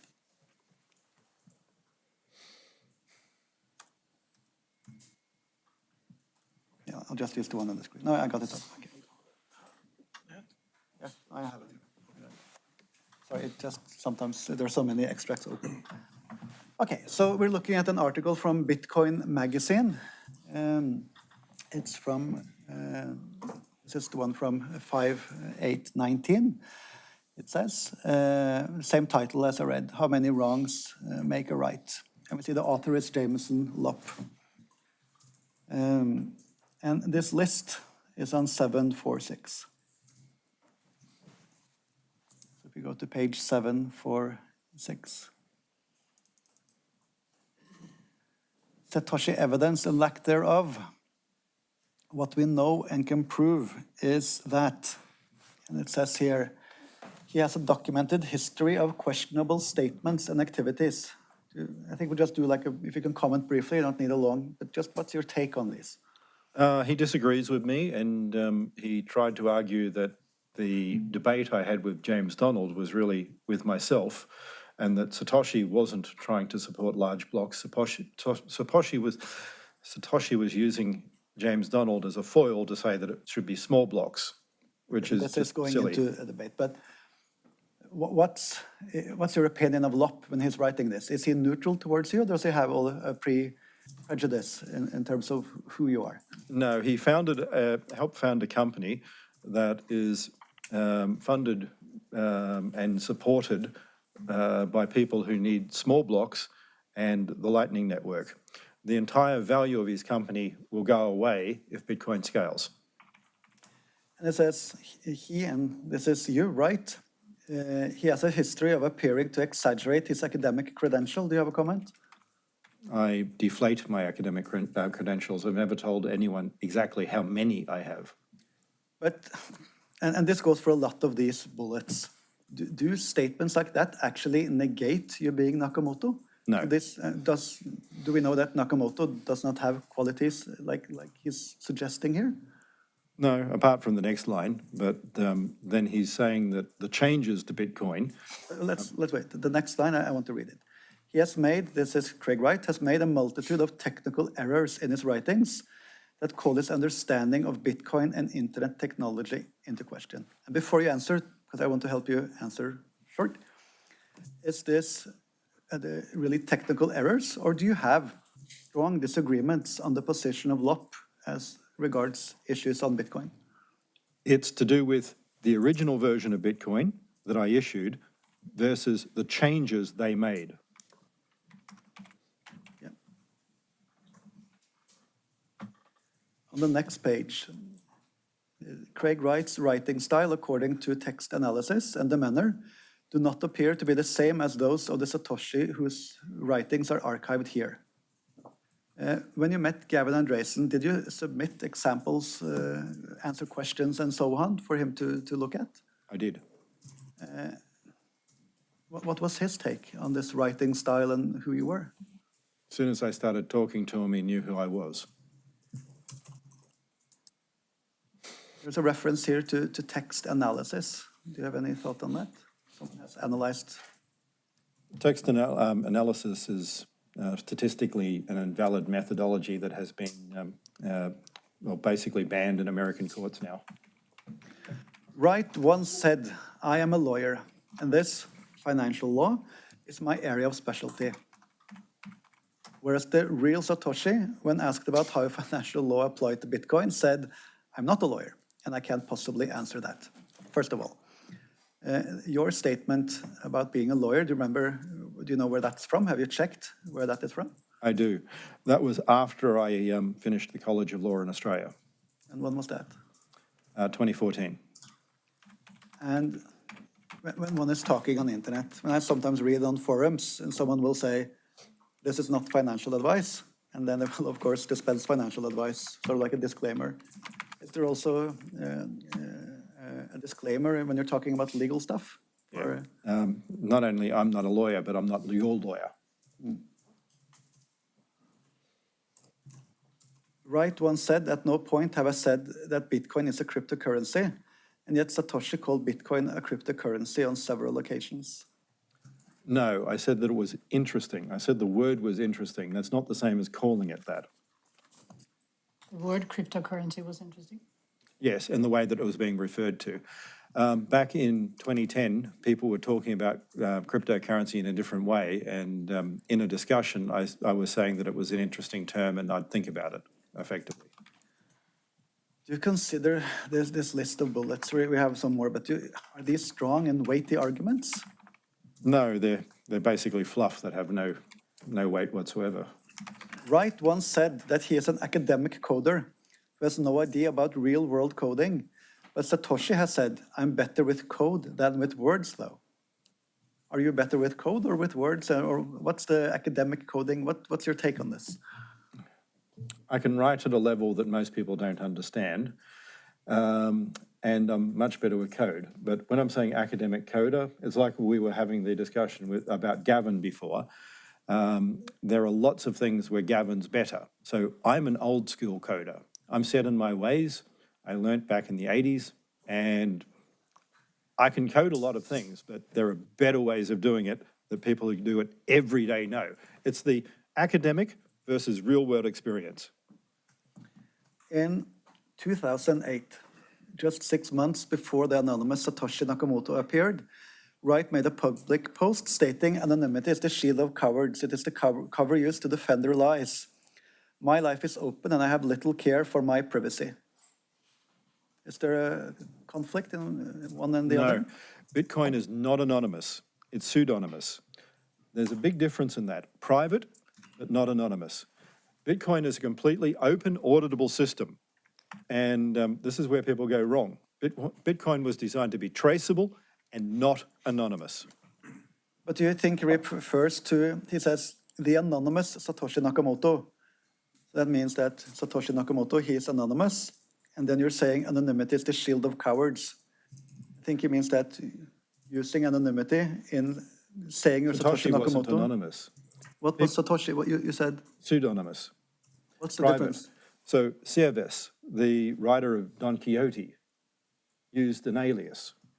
But when he had to come out and say, yes, I wrote this, he did. And other authors, even Mark Twain, use pseudonyms. So a pseudonym is an alternative name. Your publisher knows, your family know, the whole world doesn't need to. Lewis Carroll is a pseudonym. The plaintiff referred to his account name, Hodlonaut, as a pseudonym. He referred to close friends and so on, knew who he was. Is this basically the same thing? He was aiming to be more anonymous than I was, but similar. In February 2011, he seemed unaware of Bitcoin at all, as he was thinking about starting a gold-backed payment system. No, like I had talked as Satoshi, I'd actually mentioned how other assets in 2010 could be embedded into Bitcoin, and other projects had done this. So when I left to do other things, it was such as central bank digital currencies or gold in script. So a Bitcoin solution. In August 2011, he began to mention Bitcoin in his writings, but he called it Bitcoin, two separate words, capital letters, whereas Satoshi didn't use space or capital C in emails or forum posts. There was one instance of Bitcoin, capital B, capital C, in the early code base, but Satoshi himself later corrected the capitalization. Do you have a comment, Mr. Wright? First of all, Satoshi didn't correct the capitalization. Satoshi used all different types of capitalization and more than once. On top of that, when I use voice software, Bitcoin sometimes comes out differently, and I don't manage my blog posts. I didn't even back then. He actively bought and traded coins on Mt. Gox in 2013 and 2014. Why would that disqualify you for being Nakamoto? He's trying to say HOODL, like hold your Bitcoin. Now, I've used more Bitcoin than anyone else in the industry. Myself and my companies have gone through just under 1 million Bitcoin in the 13 years that I've been doing this. And you could argue that's worth a lot of money now. So what? The whole thing was to try and get a digital cash system, and cash needs to be traded, not held. He once asked why you would use X's rather than zeros in a burn address. Satoshi Nakamoto invented the base 58 encoding scheme used for these addresses, which intentionally excludes numbers and letters that look similar, such as 0 and the letter O. Do you have a comment? Base 58 wasn't invented by Satoshi. It was already used in 2004. Secondly, the conversation here is mischaracterized. I was saying that burn addresses should not be used because you shouldn't be trying to burn Bitcoin to create alternative systems. Let's see, on the next page, 748. He once claimed that Bitcoin's block size was set in the block header. It's not. Again, mischaracterizing what I said. I was saying you could calculate using information in the Merkle tree or binary tree structure what the transactions are and other values. So again, he's mischaracterizing what I said. He once claimed that Satoshi chose the SCCP 256K1 curve due to bilinear pairing properties. But Satoshi once said that I didn't find anything to recommend a curve type, so I just picked one. Now, if you look at curves with bilinear pairing properties, is that 1 or 2 curves, or how many curves are you looking at? About 70 out of the 1,000.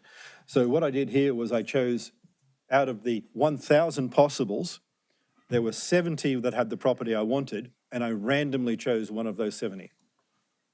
Okay. In an interview with GQ, Wright claimed, I haven't moved any Bitcoins, it says in parentheses. I have sent them to Hal Finney and Suku, and that was it, full stop. But in 2009, Satoshi Nakamoto sent 82 Bitcoin to developer Mike Hearn. Do you know when in 2009 this transfer to Mike Hearn happened? Much later. What we were talking about were the Bitcoin known to be Satoshi in the first months. And then he's conflating that with an eventual thing that happened months later. The two different scenarios.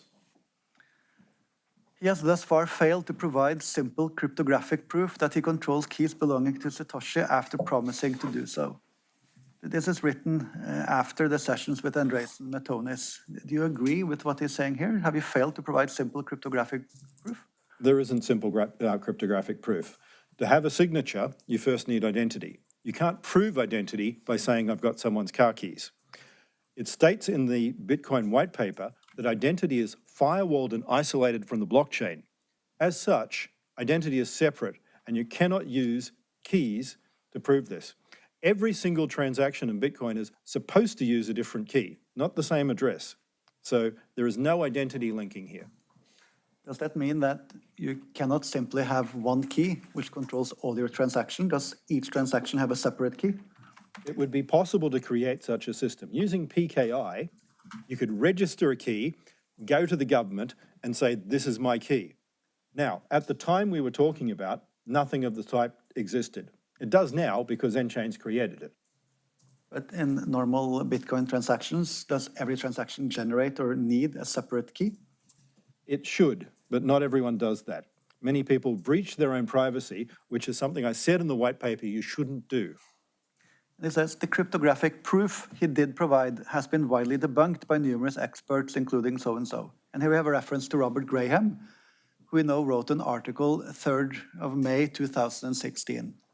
And that article and these others are criticizing your Sartre blog, the 2nd of May. Does that say, or was it intended to give proof, cryptographic proof, that you are Satoshi Nakamoto? No. Like the thing where Sartre came to this country and said, no, I'm not going to accept the Nobel Prize, I said, I won't accept that designation. I'm not going to do it.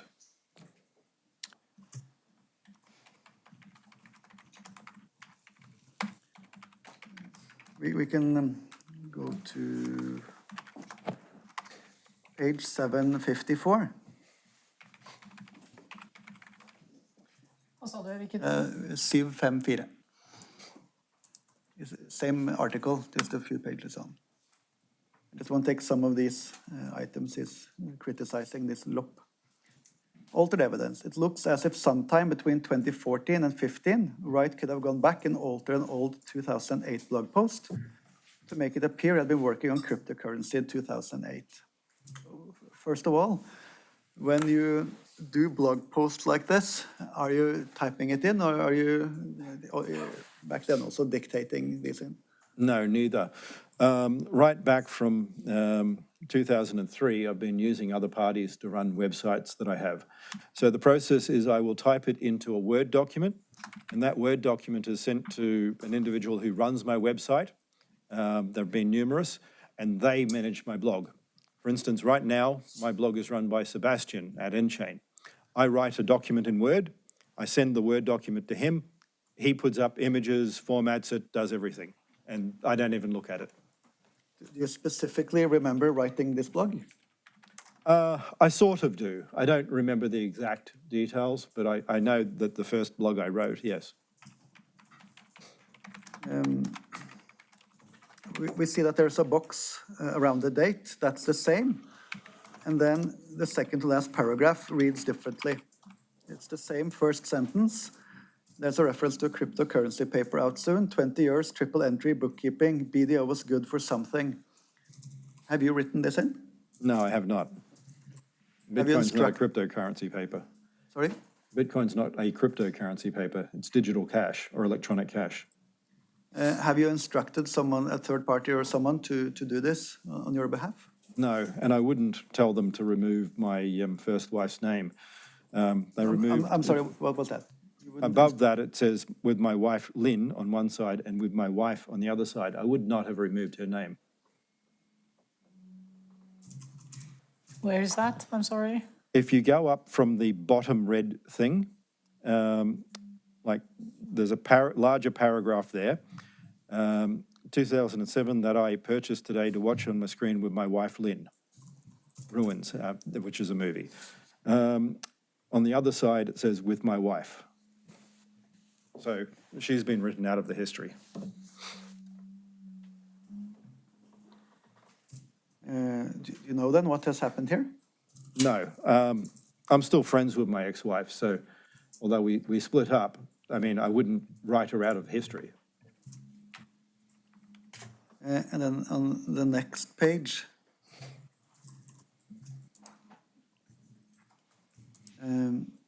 it's an email. It says, furthermore, a sleuth on Reddit. What Reddit? Reddit is a rather toxic community where people basically put up a whole lot of information and slag each other, is the only way I could put it.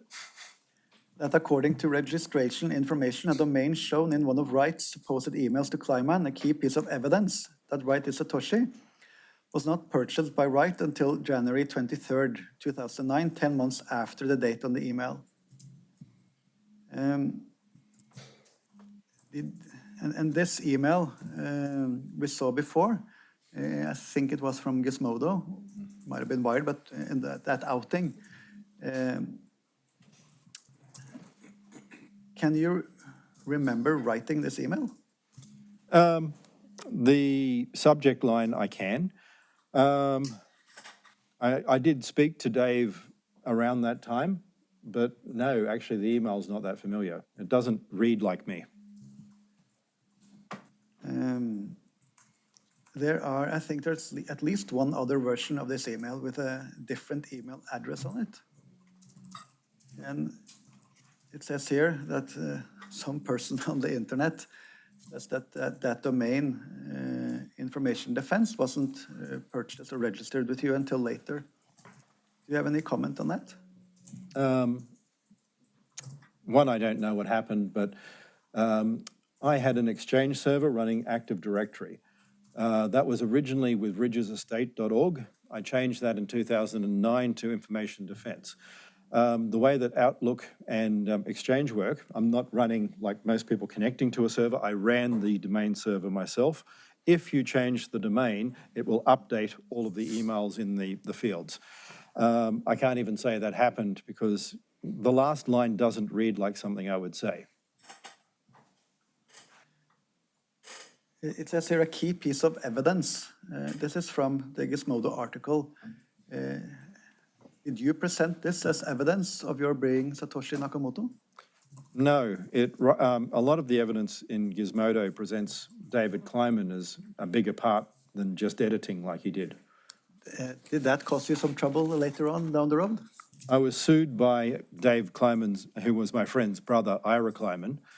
Ira Kleiman was claiming that Dave Kleiman was 50% of the entire partnership and had been communicating with people, including Gizmodo, trying to say that Dave Kleiman was writing and coding Bitcoin.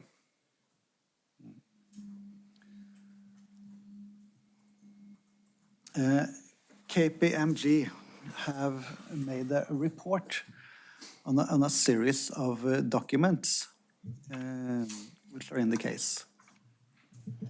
I know that you've seen this report. Do you have a comment or any thoughts on the method used by KPMG? I know you have strong opinions on this, but to be brief. So I used to work in digital forensics, and I've written a textbook on the subject. I taught it with the New South Wales Police College. And what I have to say is the KPMG methodology is not replicable. It's not scientific. You cannot take what they've done and replicate it. Any expert report should be replicable. Standard practice in science is that you can give it to someone else and they get the exact same results. You can't do that. But it's a very long report. It runs over 200-something pages. It seems to have been a very... Most of my reports, when I did well-constructed, replicable reports that went into criminal cases, were between 20 and 25 pages. When you have nothing, you put more. There's a reference document which we looked at yesterday. This was the SSRN. And KPMG said, here's a reference document, and there's a hash. And then BDO and Cypher, who have been called in from this side to look at these findings, they were unable to find a file that matched this hash description. Do you know what has happened? It means the file that KPMG is saying is the same one from the internet is different. The hash value won't change unless something in the file's changed. So 2 independent companies have downloaded and gotten the same hash, yet KPMG maybe have opened it in Word first or opened it in Adobe first, which has contaminated the file.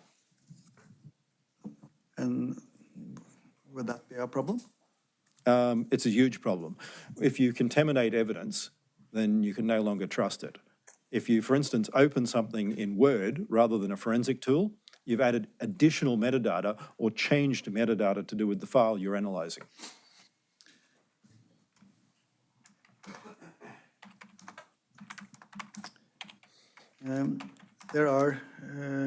It was said by the other side that the conclusion from KPMG and also asserted in the opening statement on Monday that all of these documents have been manipulated.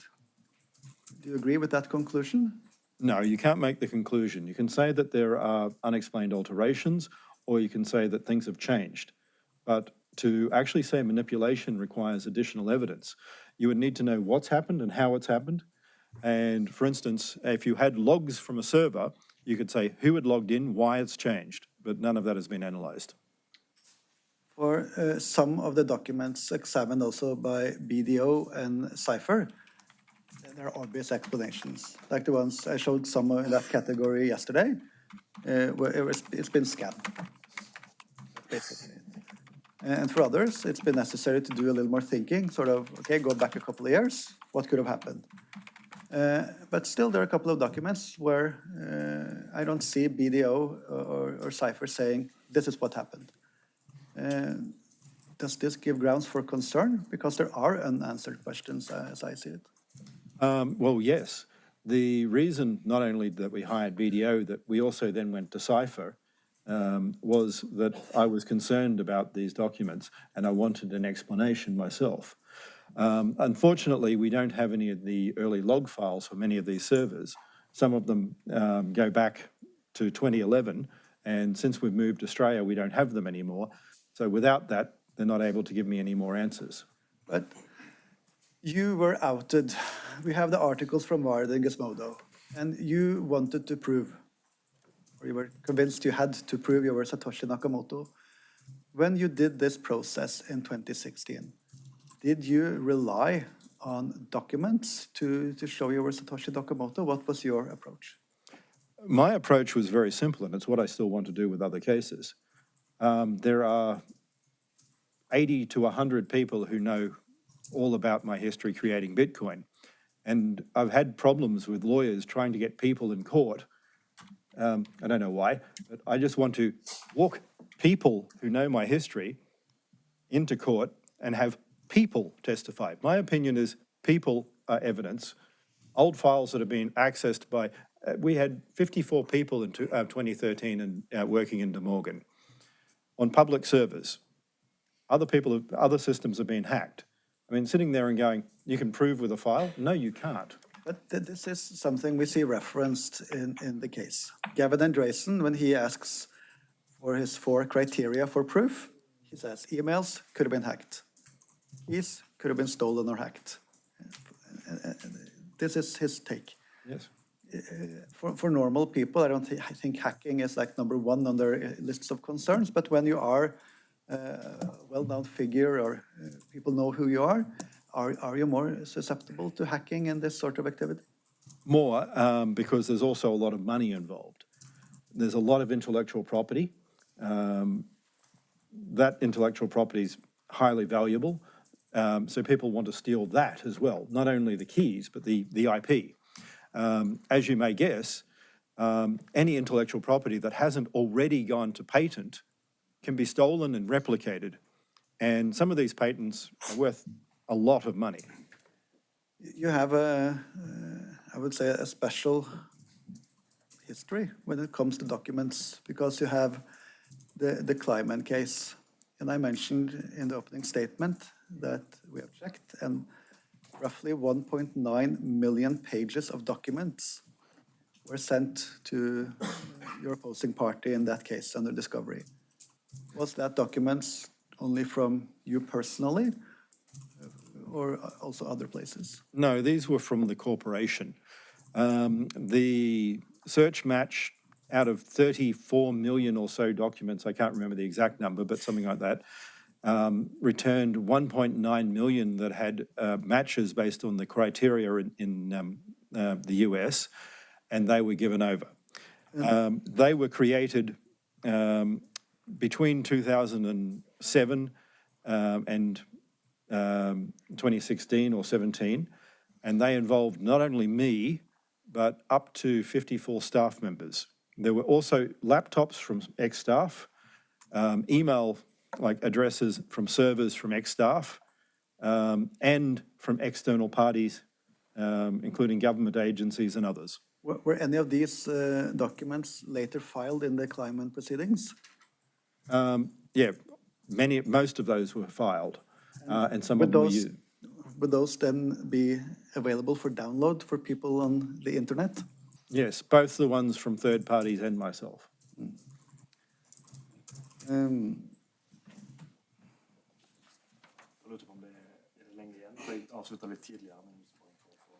Jeg tenkte på mindre at begge to tok jo litt mindre tid på første vitne. Så vi har spart inn litt der. Vi hadde 2 økter per, så jeg har lagt opp til egentlig utgangspunktet var 2 timer for den som spør, og 1 time på den andre siden. Og så har begge en liten rest, så jeg tenkte at vi hadde ca. 2 timer og et kvarter. Og da tenker jeg hvis vi tar en liten pause nå, så holder vi på til ca. 14.35, hadde jeg notert meg, ish. 14.35-14.40. Ja, så det betyr at du har igjen 10 minutter, et kvarter. Da er det jo egentlig ikke greit å bare avslutte, gjøre ferdig din før vi tar en pause. Ja, fortsett her, vi kan ta et kvarters tid til. Du må ikke fylle opp et kvarter hvis du... Nei, det er mer å begrense meg, for å si det sånn. So I need, again, please answer my questions fully, but we need to be even more precise now because we addressed the issue of time. To then conclude on these reports and also the questions from Lopp and so on, have you changed or manipulated documents as suggested by KPMG and the others? No, I have never changed any documents or manipulated any documents. Have you instructed any other persons or third party or someone to do that on your behalf? No, I have never, ever in my life instructed a third party to manipulate or change documents. Okay, so we need to go also into the proofing sessions.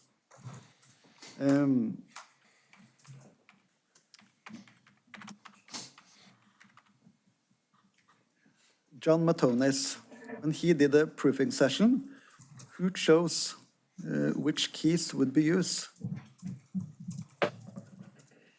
You know, who? John. And what did he choose from? What was his sort of selection? What was he interested to see signed? I had 1 to 11 or 12.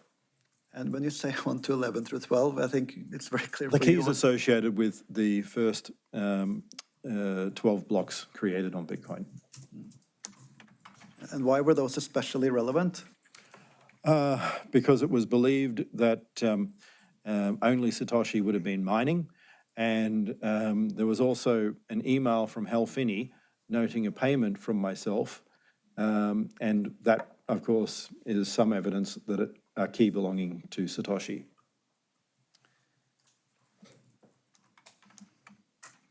Did you also talk to Jon Matonis, discuss Bitcoin issues? I had originally met John in a conference in 2014 in Australia. And yes, I pulled apart all the different problems that core developers were saying with Bitcoin and the errors they were making. Did Matonis say anything when the signing session was over? Did he need more proof, or was he satisfied? Or No, he shook my hand and thanked me for creating Bitcoin and yeah, wanted to get a drink. If we then go to Gavin Andresen. So this signing session, where did that take place with Gavin Andresen? It was a hotel in Covent Gardens, Covent Garden Hotel. Like it's a upscale hotel. Yeah.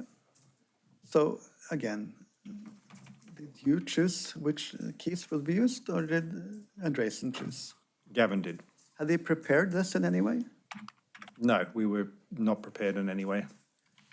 And then we read O'Hagan has interviewed the people present, and he describes that there was an impasse. Things stopped because you had signed on your computer. Where was Andresen then? Was he on the other side of the room, or was he able to see your screen and hands and what you were doing? He was near me. He could watch. He saw everything I did. And then came this discussion. He says that he wanted to use his own laptop. Why did you disagree to that? Because it's not about the private key, but if I gave him a signature file, he could then publish that on the internet. And if I'm saying I don't want everything published, then there's no way I could prove. Although I liked Gavin, thought the sun shone out of Gavin, but I wasn't still going to trust him that much. But had he announced in advance that he wanted to use a separate laptop? No. And this laptop, which was acquired, how was that arranged? Was it someone in the room going out and buying it? What happened? I don't know who bought it, but someone was sent to, I can't remember the name, like a British Radio Shack type thing, like where they sell computers. They just bought one on the spot. And who unboxed the laptop and configured it? Gavin. Did he physically open and unpack the laptop? He did everything. Did he need to install anything before using the computer? He needed to install the operating system, and he needed to download Electrum. He also updated the browser and a few other things. In your Sartre post, there's a reference to doing signings. You say one was done using Windows 10, one was done using Windows 7. Yes. Which case was it here? Do you remember which operating system was used on Gavin Andresen's PC? Gavin was on 7.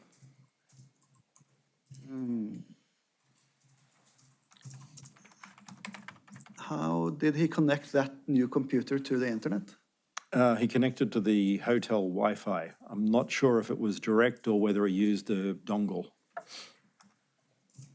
I mean, like a third-party hotspot. It was provided by the hotel, though. Do you remember specifically which browser he used? Internet Explorer 11. We've seen this discussion about downloading Electrum wallets and so on. Did you log on to the Electrum site, or did he and download wallets? It's no logging on. You just go to the site. Gavin downloaded, and Gavin got the checksum. He didn't do the signature file using PGP because that would require using PGP. But if the hash mechanism, which is the checksum, was broken, then the entirety of Bitcoin would be broken. So that would be a silly thing not to trust. You said he checked the checksum. So what actually happens? He goes to the Electrum site, and does he click on the file? You say, yeah, you download and save. And where does the checksum come into play? The checksum is listed on the Electrum site and can be used to validate that the file has downloaded correctly. Okay.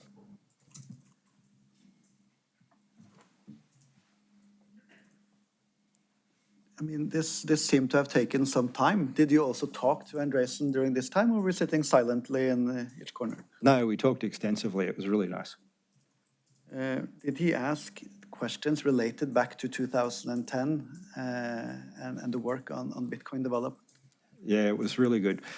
I loved going back. It's one of the best parts of my life, working with him. I miss it. Did it work perfectly, this signing? No. A digital signature is a very long string. So as you can imagine, because we were using two computers and typing this string of hundreds of characters in, and they're not words, they're upper and lower characters and all this stuff. We got it wrong several times. And going and checking and going, S, capital U, P, and checking those things and going back and forwards to check so that we weren't compromising the process took a while. It failed many times. Andresen, Finally got it right, though. Andresen points out in his deposition, and O'Hagan in his book, that you seem to have reservations about the whole process. Is that true? Yes. I never wanted to ever come out and be known as Satoshi. Gavin Andresen and Matonis, they have not retracted their conclusions. We have seen, I think it's clear from what we've read from Gavin Andresen's depositions and his many statements on conferences and interviews, that he was disappointed in what happened afterwards. But he seems to still hold that the signing was true. But he has been the subject of a lot of criticism on the internet. Do you have any thoughts on that? Yes. As I said, the web, I don't run my own blogs. Robert McGregor was running my blog, And Robert McGregor made many comments to people about things he thought he could get me to do. When I said categorically I was not coming out, I meant it. Unfortunately, Robert thought that by telling everyone that I'm going to do these things, he would get me to. But this Sartre blog, I understand that you made a draft and changes were made to that by Robert McGregor. Yes. But was it you writing in Sartre and the reference to refusing the Nobel Prize and so on? It was. I was basically doing my final, I'm not doing this. I'm refusing. Did you write in the draft or in what was posted? Is it actually stated that here you're giving proof, cryptographic proof, that you're Satoshi Nakamoto? No, in fact, the opposite. It's I'm refusing to prove to you publicly. Go away. Did you think that with that title and the reference to Sartre and explaining that perhaps someone out there on the internet would understand that? I'm too much of a smartass for my own good.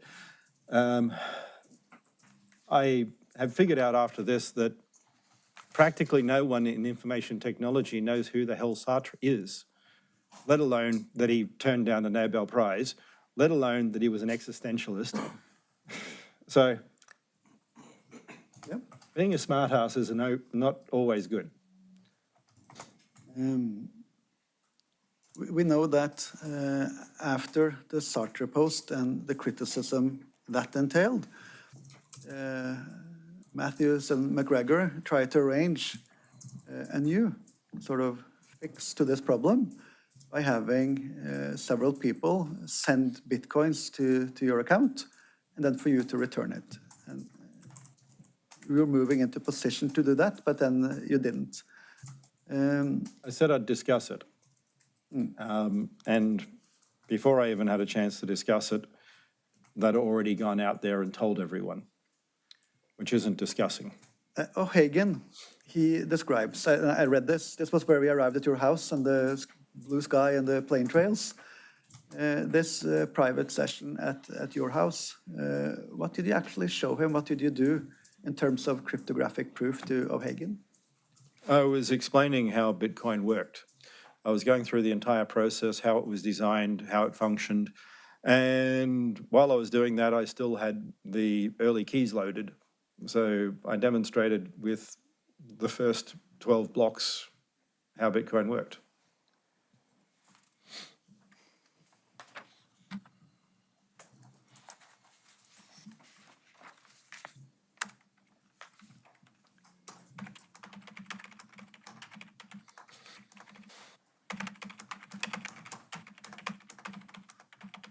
So we have talked a lot about Bitcoin and your development of Bitcoin and so on.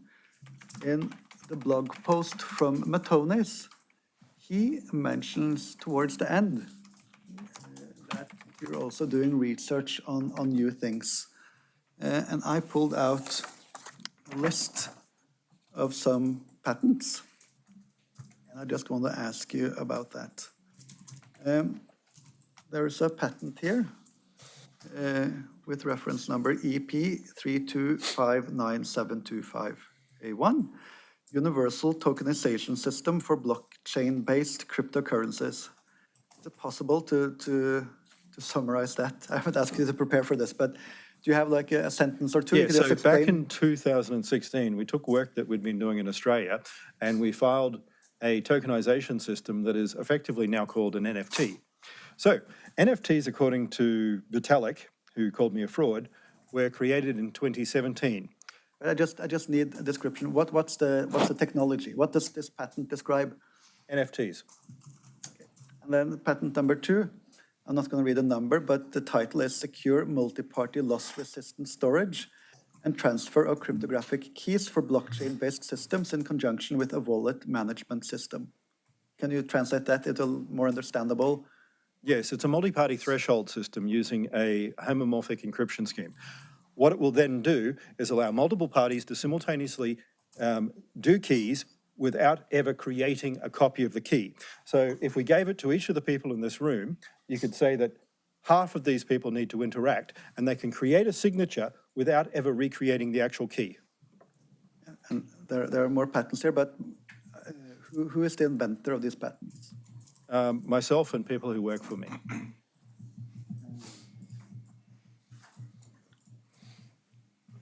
If you hadn't been outed as Nakamoto by Wired and Gizmodo, what would you have done? What would you be doing now? This slowed down the patent process. Would be likely at 75% rather than not even at 60. And what if you could choose between going out as Nakamoto and doing a role as chief scientist and doing a research, what's your preference? That's a silly question. If I could stay super secret, wealthy, running a company and having no one know who I am, yay. Thank you. And then I'm done with our questions. I think we'll have a break then. 15 minutes, tilbake 10:30.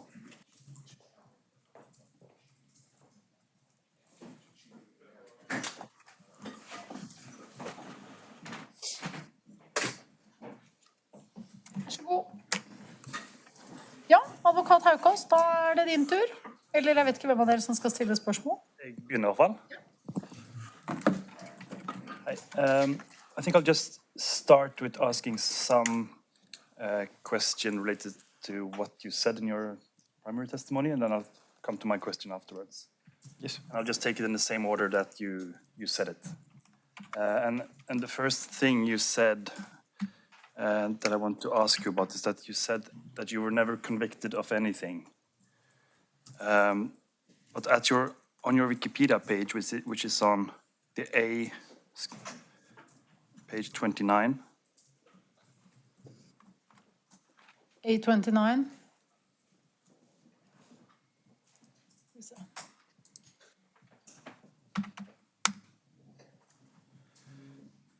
It says under career and business in the second paragraph, it says that in 2004, Wright was convicted of contempt of court by the Supreme Court of New South Wales. Is that correct? No, it's not. The Wikipedia page is wrong. I was given a contempt of court, but it is not a conviction. It's not a crime in Australia. It's not a criminal offence. So no, that's not correct. So when it says that you were sentenced to 28 days in jail and subsequently suspended to a condition of performing 250 hours of community service, that's not correct either? No, I was given the community service. That's correct.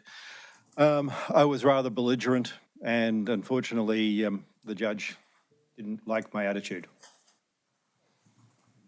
Okay. And also, and I appreciate this is rather sensitive, but you said that you got rather harsh messages about your wife and your daughter. Yes, I did. And do you think that was related to the tweets in this case? It was mentioning Hodlonaut and others, and I got emails and other follow-up material. And is that something you have been a subject to before, or? Not until Hodlonaut started his campaign, no. Okay. Because the A bundle, page 994.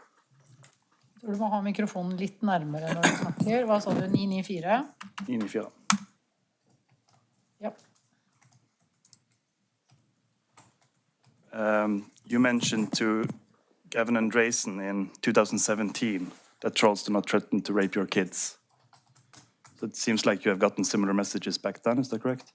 Yes, there are a few back in 2016, but they didn't keep going. Okay, but you have gotten such messages before? In the past, yes. I try not to remember them. Yeah, but when I ask you whether or not you have gotten messages like that before, you have to answer truthfully. As I said, I didn't remember, but yes, I have. Okay.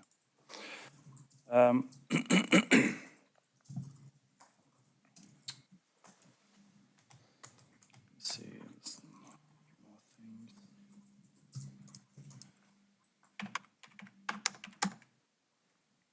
Yeah, and you said in the Gizmodo articles, they referred to some documents, and you said that they were changed versions that made you look bad.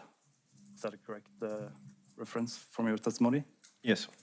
So can you explain how they were changed? what documents were changed and what documents weren't changed? Do you remember?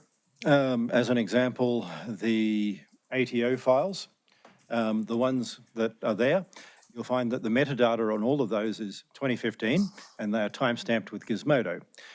The so-called transcripts from the Australian Tax Office, I noted in the Florida case, are not correct. None of those are what occurred.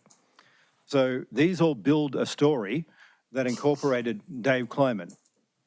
So they've been changed to build his role more than it was. Okay, so is it then your testimony that any reference to Dave Kleiman in those documents were sort of altered or manipulated in some way? I'm saying the entire documents are manipulated. They are not accepted transcripts. Okay, and what about the other documents that were presented there, for instance, the email to Dave Kleiman and the email from Dave Kleiman from 2011 with the Tulip Trust document attached? Do you remember that? Yes, I do, and that's also altered, although there are documents from Tulip Trust, but that particular one's been changed. Okay, and is there any real documents somewhere? Yes, of course there's real documents somewhere. Do you remember if the documents that's been presented in this case, the email from Dave Kleiman with the Tulip Trust document attached, is that the real one or is that the altered version? Dave was never part of the Tulip Trust. So is the document in our case, if we can pull it up perhaps. It's on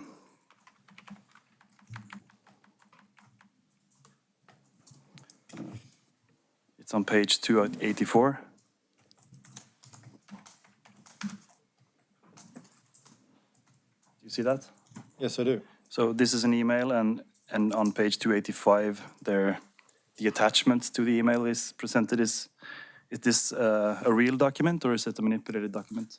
I believe this one's a manipulated document looking at it, but there are other versions of things as well. Okay, so Dave Kleiman didn't send you an email on the 24th of June? No, 2011? Dave Kleiman sent me several emails on the 24th of June. He didn't send you this email? From what I can see of this one, no, this one doesn't look like the original. Okay.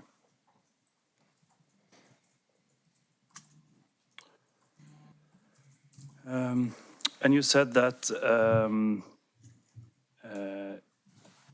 you never, in relation to the Jameson Lopp article, which is on page 743,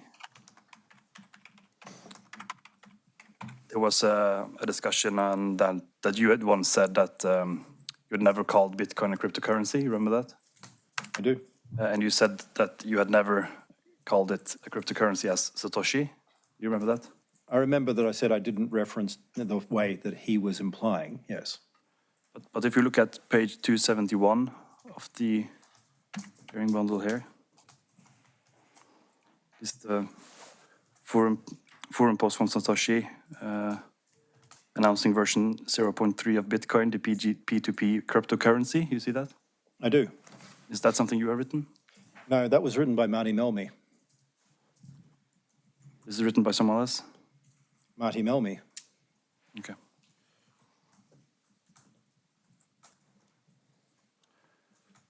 And then when we come to the 12th of March 2008 email, and this is referenced on page 755 in the... Which page? 755.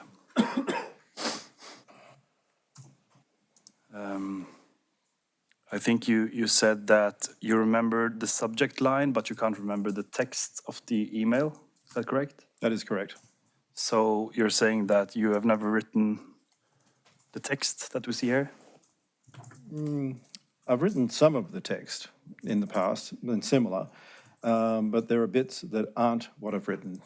The parts about like releasing on GMX, Vistamal and Tor, etc., that's altered. Okay. The whole sentence there is altered or added or just... It looks like added, yes. The whole sentence, the whole line. Okay. Okay. But if we look at the hearing bundle B, which is a transcript from Florida case,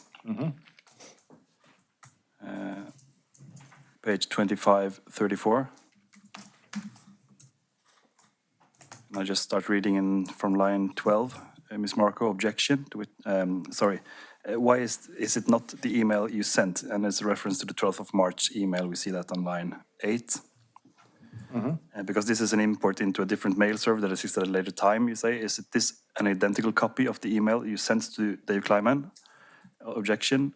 No, because when you import something from one exchange server to another, it's not identical. And then the question is the text of the email identical? Objection. I am unable to say whether it is identical. It looks the same. Did you send this original email on 12th of March? And this is not an email, you say. And the question is, did you send an email that looks the same as this on 12th of March? Objection. I sent an email that contains the body that was approximately like that. If not like that, I can't say exactly because this is a copy or whatever else. So here you say that you sent something similar at least? Yes, like I said, if you add a line, it's approximate. Yeah. And in the court documents to this case, which is in the P bundle, page 202. I can't open that bundle, I'm sorry. Sorry? The P bundle can't be opened. Really? Yes, I tried that under his examination. Okay. Something's wrong with the file, I don't know what. I have it here on my iPad, that's why. Yeah, okay, but there you say that Granat has alleged that the email of 12th of March, Exhibit 32 to Granat's brief of 2nd July 2021, is manipulated. Wright contests this. Wright wrote an email at that time with such a content. It's said there. Hvor er du leser fra nå? Point 25. På hvilken side? Page 202.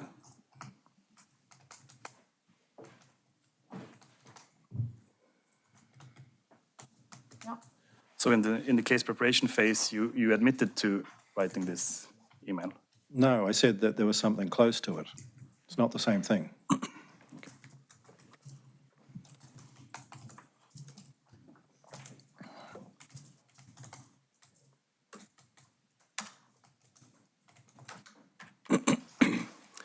And I now come to the Gavin Andresen proof session. When asked by Manshaus, you said that Gavin Andresen did not announce that he was going to use a separate laptop beforehand. Is that correct? Not to me. But if we look at the bundle on page, the A bundle on page 855,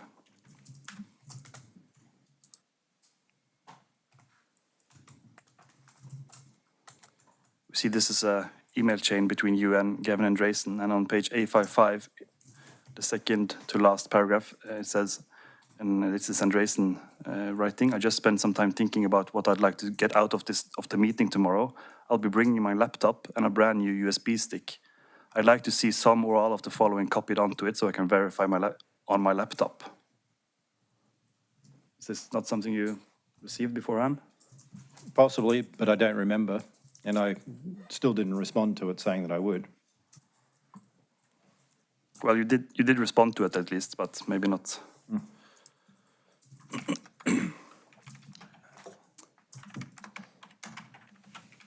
Okay, and I then turn to the private keys to the, let's just call it the Satoshi Bitcoin, if you then understand what I mean. If you're referring to the first 12 blocks, then I'll accept that. That's fine. Let me just ask you first, do you have access to the private keys to those addresses in those blocks at this point in time? No. And have you at any point in time have access to them? Yes, I created the algorithm that calculates them. So if you just take us back to the beginning, say, did you have access to the keys in 2009 and 2010? The way that it worked was actually an algorithm. So in 2009, yes, but that was locked in a server. The mining algorithm used the homomorphic properties of ECDSA. ECDSA allows you to add keys. So I can get key A plus key a value that I multiply by the curve multiplier G. And even though I don't have the subkey and I don't know it, I can have the public key calculated and I can create and run blocks without having to load the private key. So you're saying that the keys are encrypted in some way? Yes. And when after they are encrypted, would you then be able to access them if you wanted to? You have to decrypt something to access an encrypted file, if that's what you're talking about, sorry. Yes, would you be able to do that? I don't own them, technically. I set up a company, and the company does. So it's a corporate thing. Yeah, I'm not talking about whether or not you owned the private keys or you owned the Bitcoin associated in the addresses. I'm just asking, would you be able to, if you wanted to, decrypt the file? Again, it's not an if I want to. I have corporate structures. Corporate structures don't mean Craig can do whatever I want.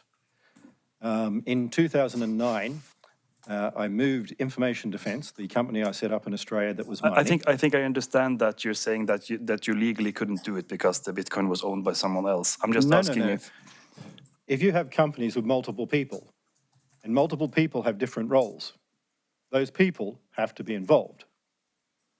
Now, I can't force people to do things. I have to go through all the process, and I'm not the person in charge, so to speak. I have to go through all the normal corporate processes. But you had, at some point you had a file with the private keys in it?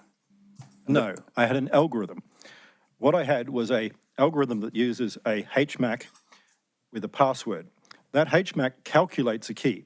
That forms a hash chain. So I take the original key and I hash it, and I hash it, and I hash it with the value of where it's like the number. That allows me to create a series of keys that are all linked deterministically to the first one.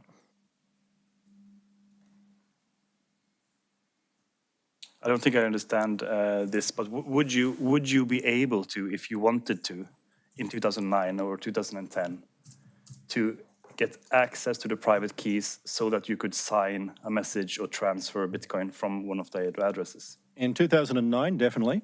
After I started my problems with the Australian Tax Office, I set up Wright International Investments. That was August of 2009. I set up the corporate structure and moved everything while it was still not worth anything, and set up the structure so that I don't have full control for tax purposes. By removing full control, the tax office can't say that I have to pay tax when I move out of Australia, for instance, and I don't have to pay a whole lot of other corporate taxes. And in what way did you remove control? I set up a corporate structure. I set a number of companies. Wright International was owned by a company that I already owned called Ecuador. Ecuador was founded in 2007. Wright was founded in 2009. The management company for Ecuador was a combination of companies in the Seychelles and also in Costa Rica and Panama. I have a history of, I was involved in gambling, legal gaming. So I had money overseas already, and I structured things to be able to handle these corporations. And at what time was this? This was in 2011? This was in August 2009, starting when I had the issues, the first audit with the tax office. So from August 2009, you weren't able to access the keys anymore? Is that what you're saying? No, I'm saying I had to go through extra processes. Those became more difficult in 2011 when I set up and moved everything into the trust structure.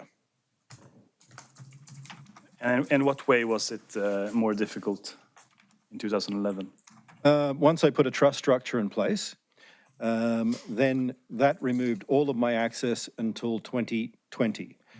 The reason for this, the Australian Tax Office had put a negative finding against me, and I was debating that in court. While they do that, they're allowed to try and extract money. So the Australian Tax Office put a bankruptcy notice and tried to foreclose. I fought that as well. And when I won against the tax office... I'm just asking how it was more difficult to access the private keys. I'm not asking why. Trust structure. So is it a legal thing that prevents it, or is it more like a actual thing? It's a trust structure, an actual trust structure. I had set up the trust, which is mentioned in an Australian court case that you mentioned in 2004, back in 1998. But just to be clear, a trust structure isn't an actual thing, that's a legal structure, Yes, isn't actually it is. It's got a registered number and everything now. It's still not an actual thing.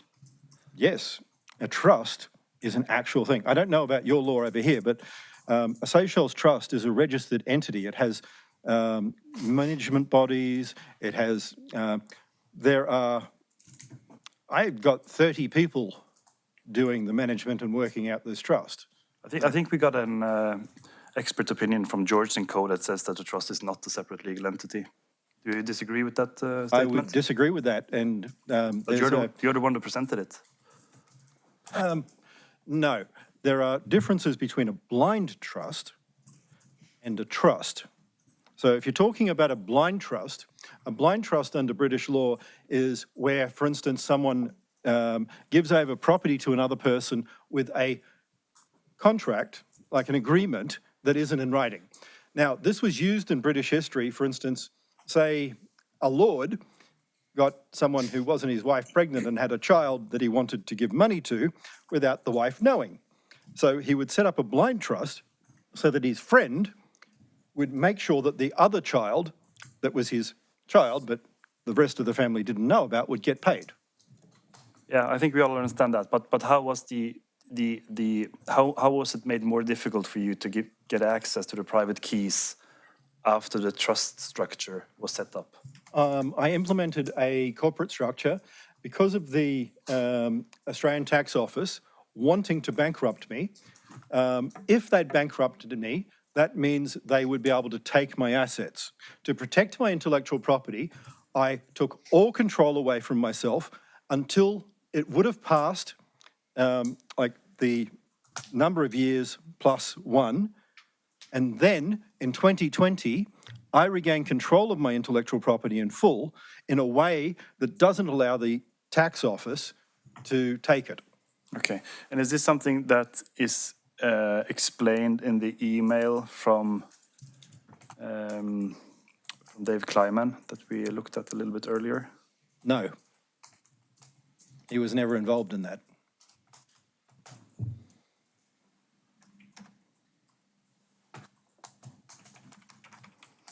So if you look at page 285, it says in the middle, 3 paragraph down from I acknowledge, all Bitcoin will be returned to Dr. Wright on January 1st, 2020. Is this what you're talking about, or? No, it's not. This was set up the day before. If you read it, it's written terribly. Is this something you wrote the day before you set up the actual trust? Is that what you're saying? Before I started setting up the actual trust, yes. It took a little while because of corporate processes. When I wrote this, I was totally drunk. So you have written this? Yes, okay. I was completely drunk. I drank 3 bottles of wine. I'd just been served with a bankruptcy notice. Okay, because it seems to be sort of sent from Dave Kleiman, if you look at page 286.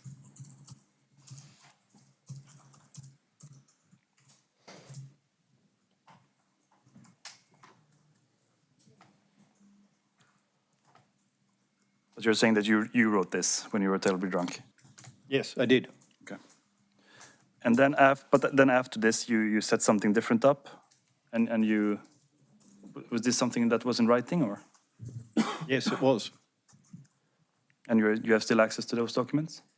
I do now, but I didn't before. We are now at a period where, although I'm not a trustee, it's post-2020, and I've had other things, and I've taken control of Wright International Investments and other corporations again. Okay, so you're saying that you have documents that hasn't been presented in this court case that you have access to now? Um, That are dated back to 2011? no, I don't have one, so I've got the current files. You said you started writing something after this was written, and this is from 2011 as far as I understand. Yes.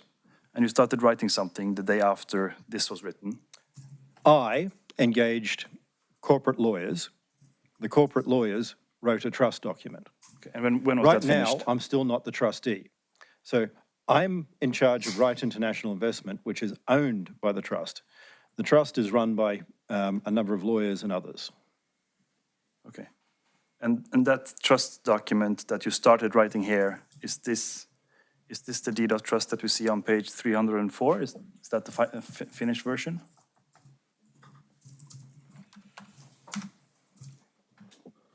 No, this document is a number of documents put together, and my signature's not on it at all.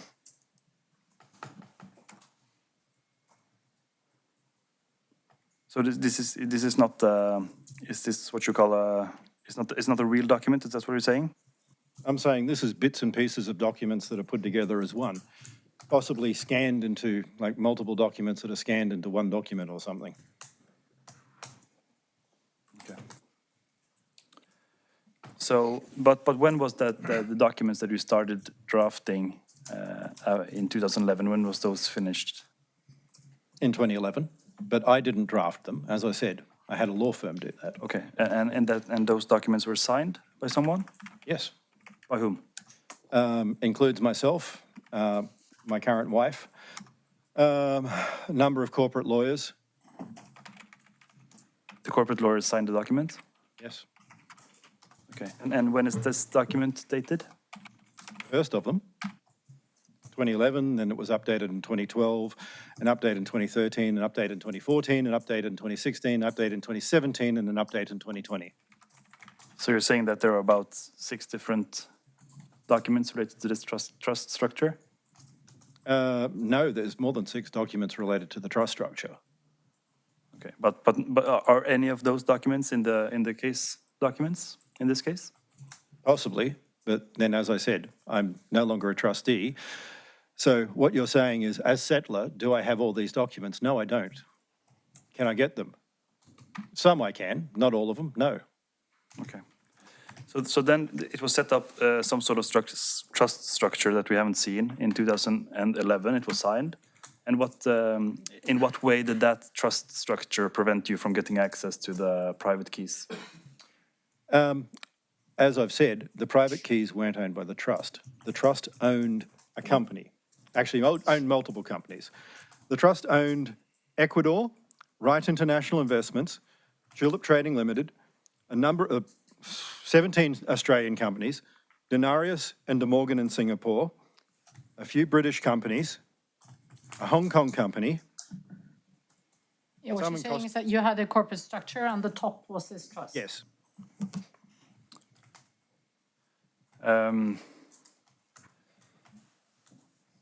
So at the top there was so you basically gave all these these companies, or you sold them to a trustee. No, you don't sell them. When you're setting up a trust, I'm the settler. So I put in my assets and I settle the trust. So as the settler, I add my assets to the trust, but I'm not selling them. Okay, and then there's a trustee that sort of controls the assets. Is that correct? Yes. And who was the trustee then in 2011? There are multiple trustees. It's required under Seychelles law. Denis Mayaka was one of them. He was running out of a company in Kenya. If you look at page 308, and I understand that you're saying that this document is consisting of several different documents, but if you look at page 308, there's a list of trustees. Are these the trustees, or? No, they're not.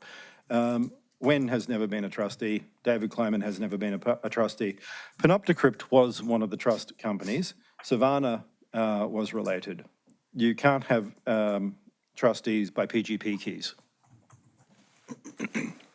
Excuse me, you said that David Kleiman was never a trustee. Does that mean that you are arguing that this document is forged, or that this... I'm saying that this document has,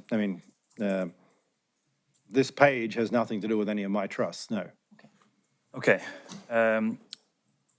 So, and then there were several trustees, and there was some sort of arrangement between these trustees then on how they should make decisions on trust assets?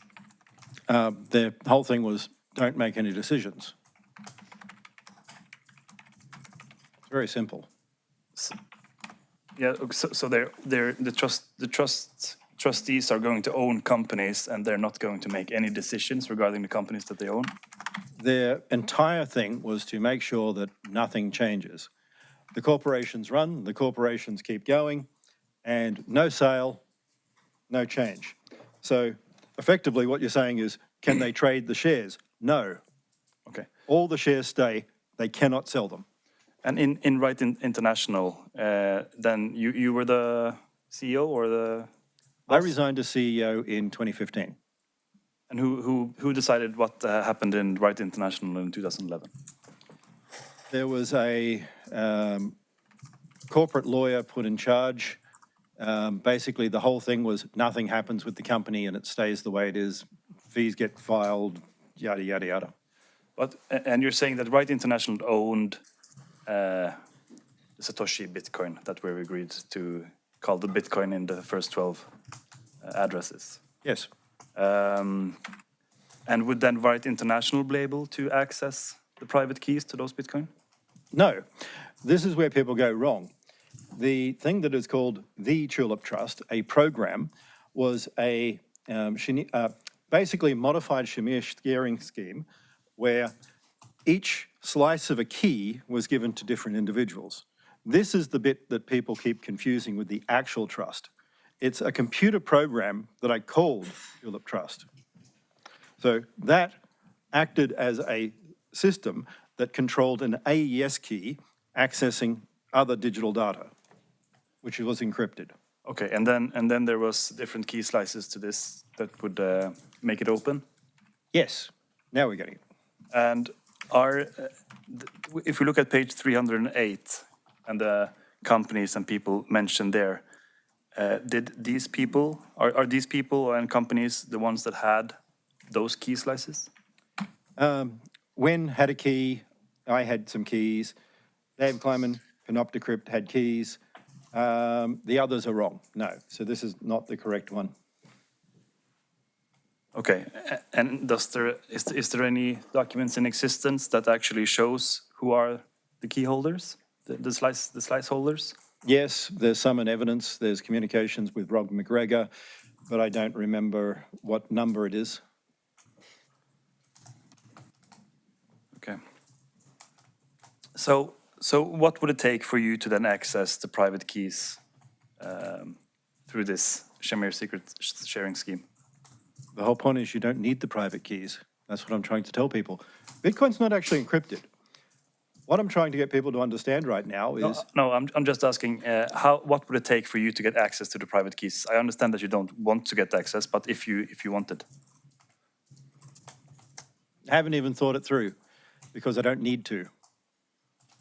But you did get access at some point, didn't you? Yes, I did. And that was in 2016, correct? That is correct. And was that the only time you had access to those private keys? No, I set up until I put them into the encrypted file. I had the algorithm that could calculate the private keys. So remember, you can actually create blocks and do an additive function where you have new addresses, new keys every time without having the private keys. So you can mine without using them. Understood. So until 2011, you could use this algorithmic program to calculate the private keys, or some version of private keys. And then from 2011 and until 2016, you could not access the private keys. Is that correct? That's correct. But then in 2016, at some point, you got access to the private keys. Yes. And can you tell us a little bit about how this came to be? I put in a number of requests. I had other people in the corporation sign off on those.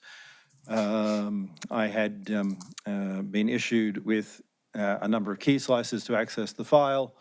I had legal advice from Baker and McKenzie concerning that. And I accessed the file to access the algorithm and calculate the first 12 addresses. Okay. And was this something you couldn't have done this before if you wanted to? It would require that I go through the whole process, get approval, etc. Yes. And when you say that you don't have access to them now, is that because you don't want to go through the same process, or? No, because I stomped on a hard drive that contains some of the slices. I think we'll come back to that in a little while. So then you went through all this corporate stuff, and then how did you then? And then you calculated the keys yourself. Is that what you're saying? I ran the program too. Yes. And then you got the keys, and how did you then contain the keys? Sort of, is that sort of just on a paper, or is it on some sort of memory stick? Wallet file. It's a regular wallet file. And are those the keys that you used to do all the signings, both in March and April? That's correct. Yes. Okay. Because in the case preparation, you have stated in your briefs to the court that you received the private keys on a USB stick from Nguyen. I received key slices. So people keep putting this down wrong. So I received key slices. Those key slices allowed me to access things that calculate the private keys. And are those the key slices that you got from Nguyen? Were those necessary for you to calculate, or were they sort of? No, I already had enough from other people. So you didn't need the slices from Nguyen? No, I didn't. Because in the case preparation phase, you said that you destroyed the hard USB stick from Nguyen with a hammer. Is that correct? No, I said I destroyed my USB stick and my hard drive. So you Didn't say the one from when. Well, then I think we need to look it up, what you actually said in the brief to the court.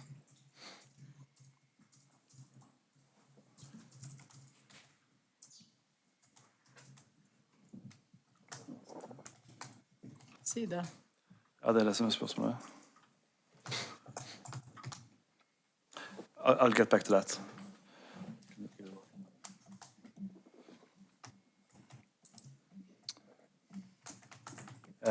Okay, so then after the signing sessions were finished, you destroyed your hard drive?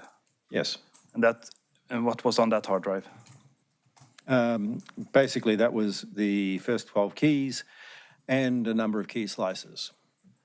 So the wallet that you just mentioned, that was a wallet that was only on that hard drive and a USB stick, yes.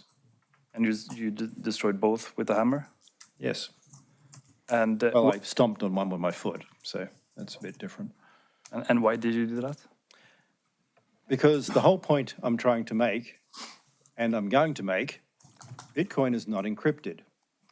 Bitcoin can be seized, Bitcoin can be frozen, Bitcoin acts within the law. There is a lot of misinformation from BTC maximalists who want to go back to drug markets, child porn, pedophilia, and they don't want legal enforcement of Bitcoin. I want to make sure that judges and courts understand that Bitcoin is not encrypted and it can be seized, frozen, and accessed under a court order. I want to make sure that the lies about thousands and thousands of nodes are understood and that people understand that BTC has 15 nodes, 3 of which control 59% of the hash power today. I want it known that these lies, these slanderous accusations about how law enforcement can't take Bitcoin from criminals are wrong. Do you think that destroying the hard drive would prove that? I think it's the only way. I think otherwise people will end up forcing me into doing something I don't want to do.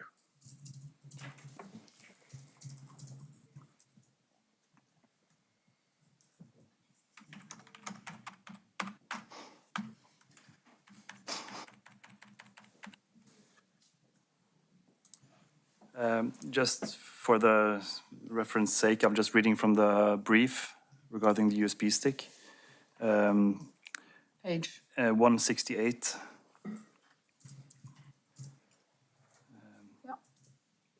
I'm sorry, I can't put that on screen because it's not working on the screen.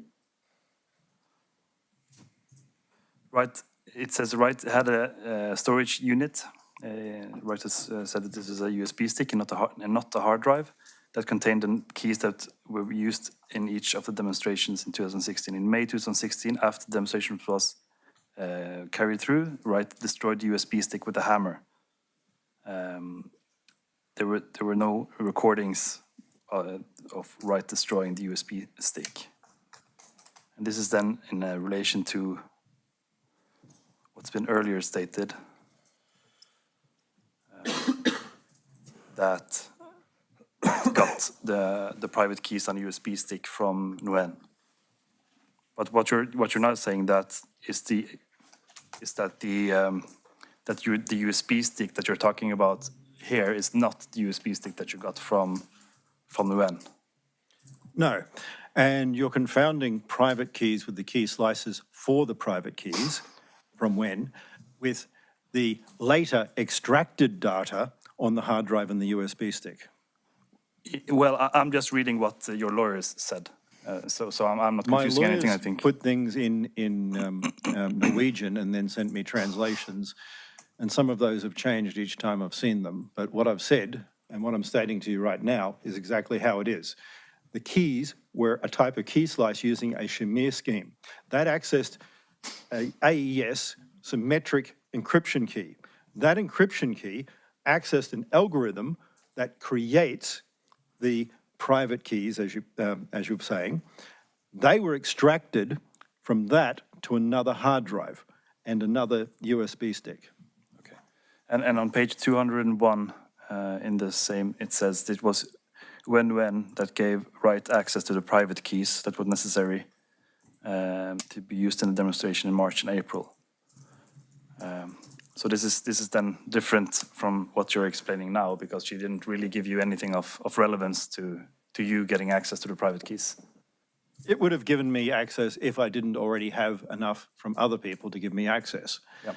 So, I mean, she gave me ones that are for access, but she gave it after other people had already given me ones to get access. Understood. And then, do you remember when you destroyed the hard drive and the USB stick?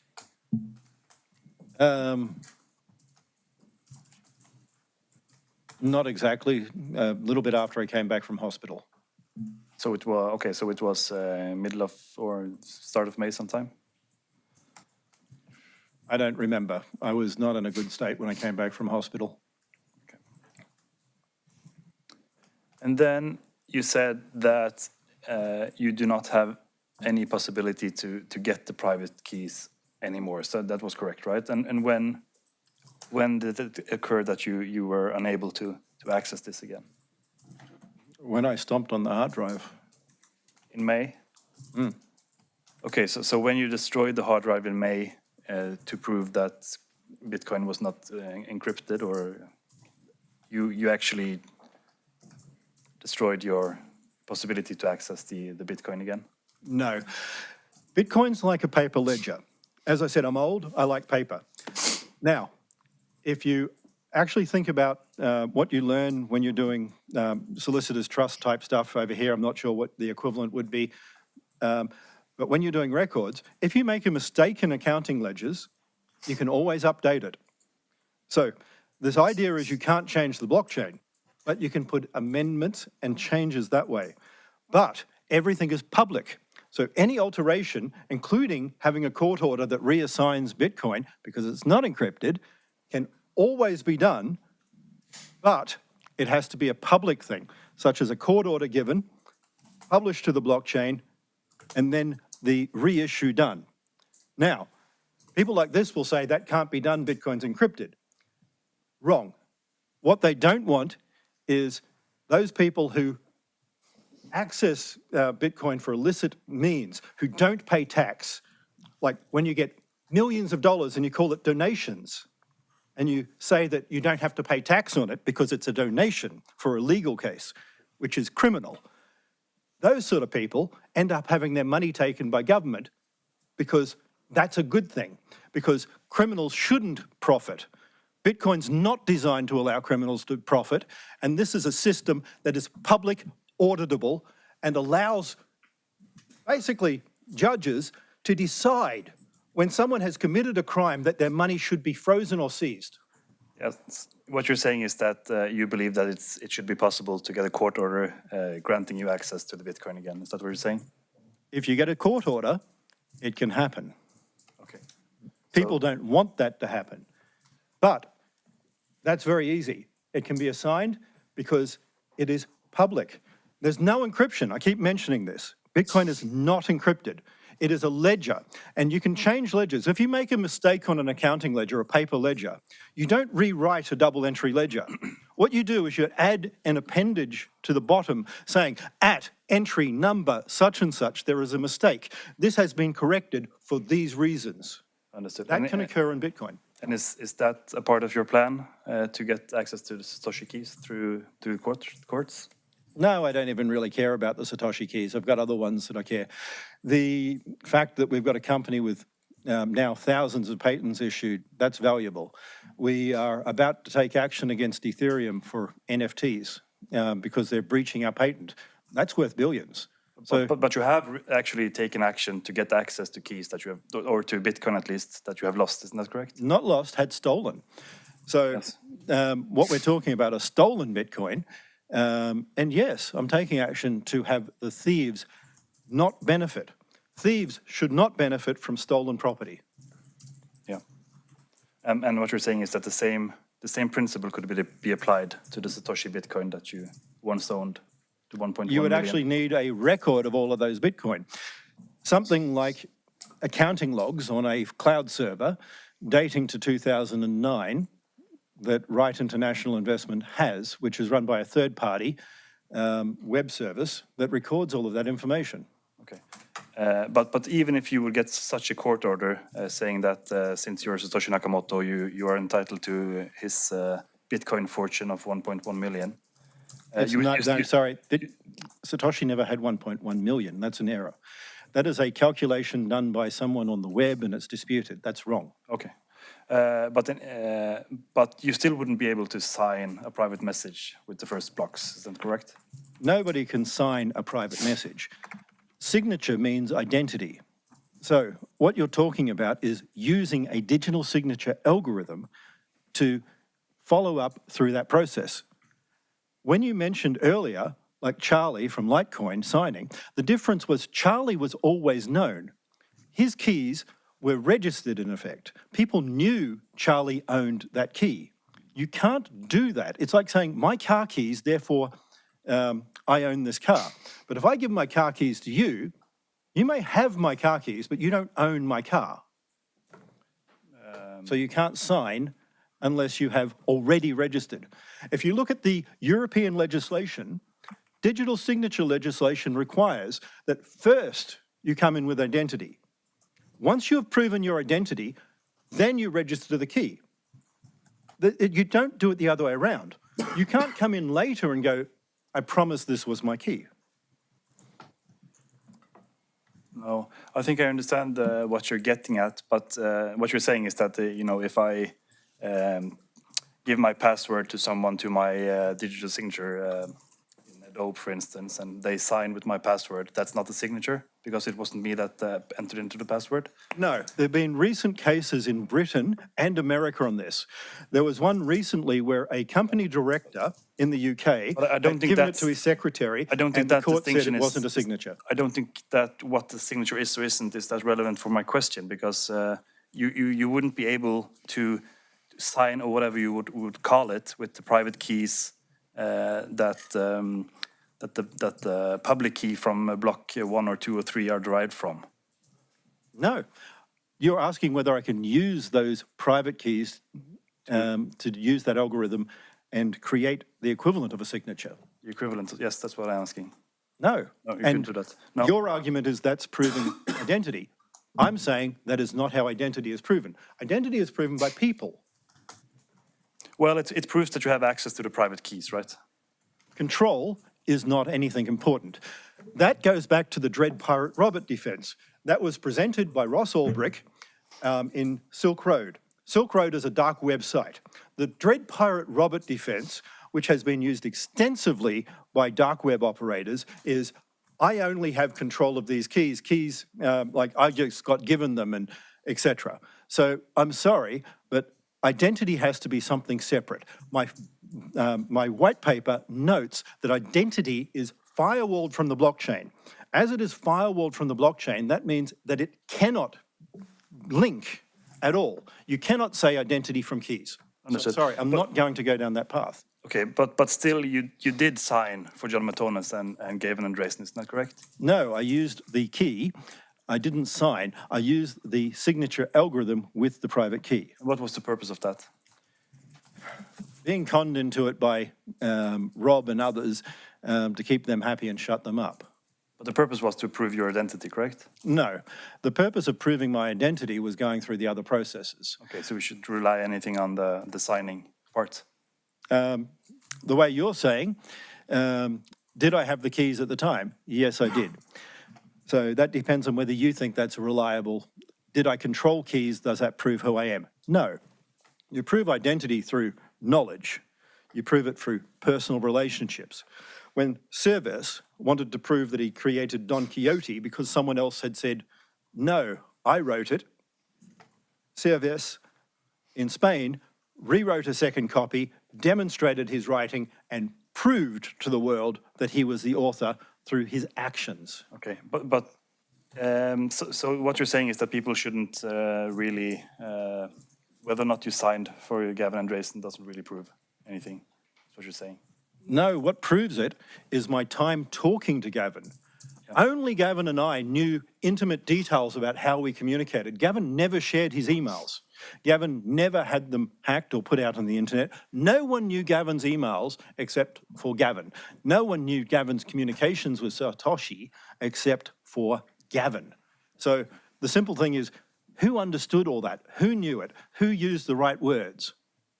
Okay, and then when you destroyed the hard drive sometime in the beginning of May, you basically made it impossible for you to do any more signings or the equivalent of signings. That's what you're saying, right? Not completely, but incredibly difficult. And in what way? In theory, I could probably track down when and get other people and do other things that might give access, but I haven't even tried to see whether I could do that. Okay, so okay. So you're saying it might be possible, but you haven't tried, and you're probably not going to try either? Not probably, I'm not going to. Okay. And during the signing sessions, did you in any way store the signature that you did, or the equivalent of a signature? It was on the machine, so it would be in memory, etc. But what I did with Gavin was we typed it into the other machine. As you might guess, that's why we had errors, because typing a signature file from one machine to another is hard. But you didn't keep it any record of it, so it would be possible to sort of I did not show it to someone afterwards? Nope, I did not. And was that something you thought of doing, or? Nope, I didn't ever want to try going down the track of saying, I've got a key, that's my identity. It's exactly antithetical to the nature of what's in Bitcoin. I stated, and I'll say this again, in Bitcoin, identity is firewalled from the blockchain. Identity is not related to keys. Every single transaction should have a separate key. It is stated in my white paper, and I created a system that is opposite to PGP, where you hold a key and say what you are. So if you think I'm going to go against the system I created, the words I said as Satoshi, the paper I said, you're wrong. Okay, but and what you're saying is that you did this on purpose? You didn't want to have any evidence left after the signing session? Is that what you're saying? I didn't want any evidence.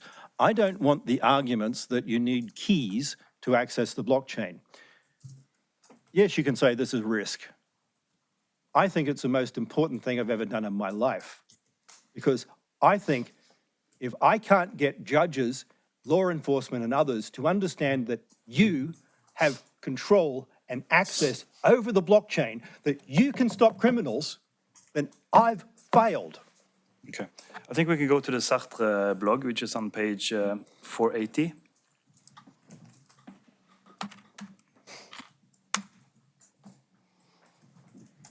Or, yeah, it starts on 479. And I just would like to ask you some questions about this and what we're actually seeing here, because you've gotten a lot of questions from your lawyers, but no one has actually gone into the actual blog here to actually see what it says. So the first thing I want to ask you about is what we see on the bottom of the page. There's a screenshot there, and it says the first stage of this exercise will be to explain hash functions. In the figure below, we're displaying a file called sn7message.txt. Yes.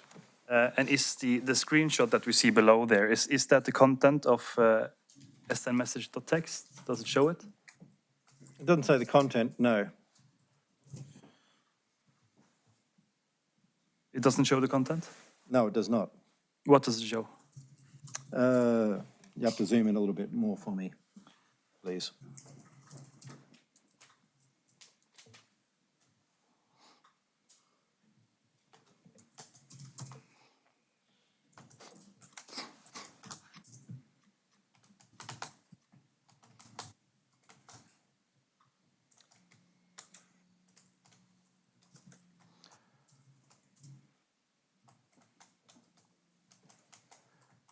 So there's some commands. It says a little bit of up top. Is it hex dump sn7 message.txt? There's something that looks like a hash below there. Is that the content of the sn7 message.txt file? That's a hex dump from the file, yes. Okay, so this is the hash that it contains. Okay, and then there's on the next page. It's some, or actually, we can, if you just scroll back to the first page, under key verification, you say, it says, in the remainder of this post, I will explain the process of verifying a set of cryptographic keys. Yes. And what set of cryptographic keys are we verifying in this post? Any. It is not mentioning what you'll do. It is, I understand how to verify keys. I'm not going to. Yes, but it is a particular set of cryptographic keys that are actually used in this example, isn't it? Oh, it's just one of the early existing transactions. Yes. So what you're saying is that you will explain the process of verifying the cryptographic keys belonging to Satoshi Nakamoto, correct? No, I'm explaining the process of verifying a transaction on the Bitcoin blockchain. And to do that, you're using the cryptographic keys that are assumed to belong to Satoshi Nakamoto. No, I'm not using the keys assumed to, I'm using the transaction data, the signature information on the blockchain. So that's not using the keys. There's no private key involved here. But what keys are you verifying by doing this exercise? You're verifying the signature process. But I think we agree that the signature used is the signature of the transaction between Satoshi and Hal Finney on 12th of January, right? It's the one that Hal Finney said. So I'll say, yes, it was one sent to Hal Finney. Yeah. And that's the signature of that transaction. So that would mean that it's a signature of something that Satoshi once signed to send this Bitcoin to Hal Finney, right? That is correct. So by verifying the set of cryptographic keys in this blog post, you're verifying the signature that this is a signature by one of Satoshi's private keys, right? You're demonstrating that you can verify one of the existing blockchain transactions that have already been verified. This is how the process works, yes. Yes. So what you're actually verifying here is just you can verify that the transaction between Hal Finney and Satoshi 12th of January were actually signed by this signature, and this was actually signed by Satoshi. That's what we're verifying, right?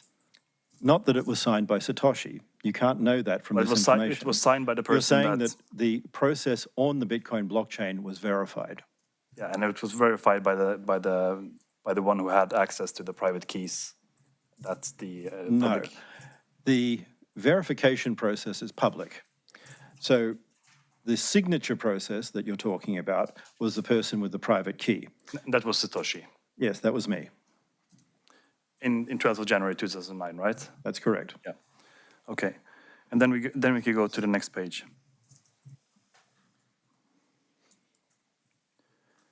There's a header called hashing.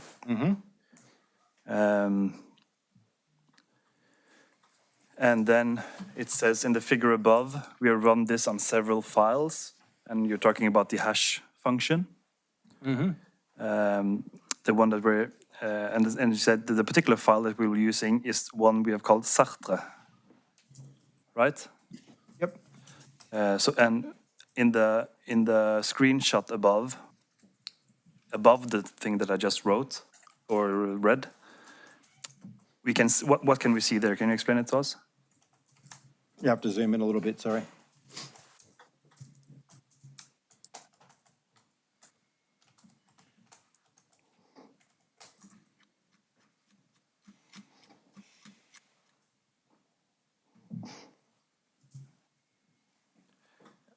I can see that there's a command SHA-256 sum Sartre, and then there's a hash digest below. So that starts with 479, right? Yes. So that's the hash digest from the Sartre file, right? From that particular file on this machine at that time, yes. Yes. And that hash that we see there, that's the same content of the SN7 message.txt. Is that correct? Sorry, you have to scroll up again. That's from the previous page. Start with 479. Yeah, you lost me. 479? Yeah, on the previous page, on page 4. No, sorry. Yeah, it's there's two types of SN7's 479 not here. Sartre. Sorry? SN7's not Sartre, by the way. I think we all agree on that. I'm just trying to explain what this post says. So on the bottom of this post, the SN7 message.txt, it includes an hash. And we see that hash starts with 479. That's rather difficult to see. Where is that in that black box? And I can try to zoom in. It's in the black box.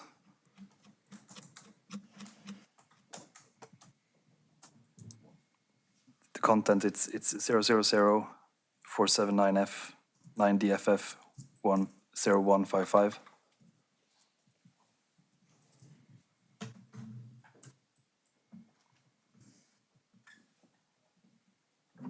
So yes, in this one, we're doing SN message.txt, which is Satoshi Nakamoto and one of the transactions. Yeah, so the content of the SN message.txt file, that is the raw data from the Satoshi Halfini transaction, right? I'd have to double It's check, a hash, but it's a probably, hash. most likely, yes. It's a hash of that transaction. And then, but on page 480, the one we just looked at, you're saying that the hash that's included in the SN7 message.txt file, that is a hash of a file called Sartre. No, I'm not. Well, that's the command that we see on the screenshot, isn't that correct?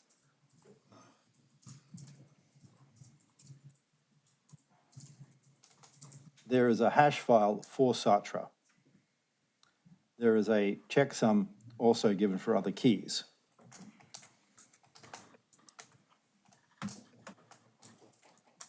We can see that you do a SHA-256 sum of the file Sartre. And Yes, yes. but that's not what I'm saying that I'm doing. You'll also notice that I explain in there that I'm doing SN7. That's a screenshot of other things I've done. So, no, I'm not saying that I'm doing Sartre in this. Well, you are saying that. You're saying the particular file that we will be using is one that we have called Sartre. You're saying that in the text below the screenshot. I also say SN7. Well, that's the hash of the Sartre file. No, doesn't say that that's the hash of the Sartre file. I'm sorry. it says so in the screenshot, and then you're saying the No, contents. it doesn't. I mean, you're saying that's not Satra.txt. So you're confusing the fact that I've done a process under Satra where I've saved a hash. That's not Satra.txt. The Satra.txt file isn't the one there, and I've displayed it in the one above. So no. What you're trying to do is say that I've created this to fool people. That's wrong. I have not at any point said that these are the same things. You have assumed that falsely. Well, me and a lot of other people, I think, but you really do say that you hash Sartre. I did hash Satra, but I didn't hash it here. And then you say that the content of the file has been displayed in the figure below, and then you show the Sartre speech. At least parts of the Sartre speech. But what you're saying is that you didn't mean to hash the Sartre file. You really just used the transaction I did both. data. You did both. But I'm not giving you anything to do with the Satra one. The whole point is, as I say at the beginning, the comment I made is Satoshi ain't coming back. And at that time, I agreed. I wasn't going to come out. I said that I'm gone. I'm not signing. This is a very simple process. I don't want to sign. I'm not going to sign. That's my blog post.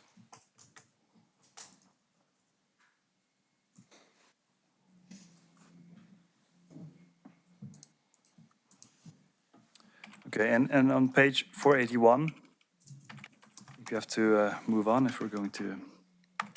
So just above the some scripts, on almost on the bottom.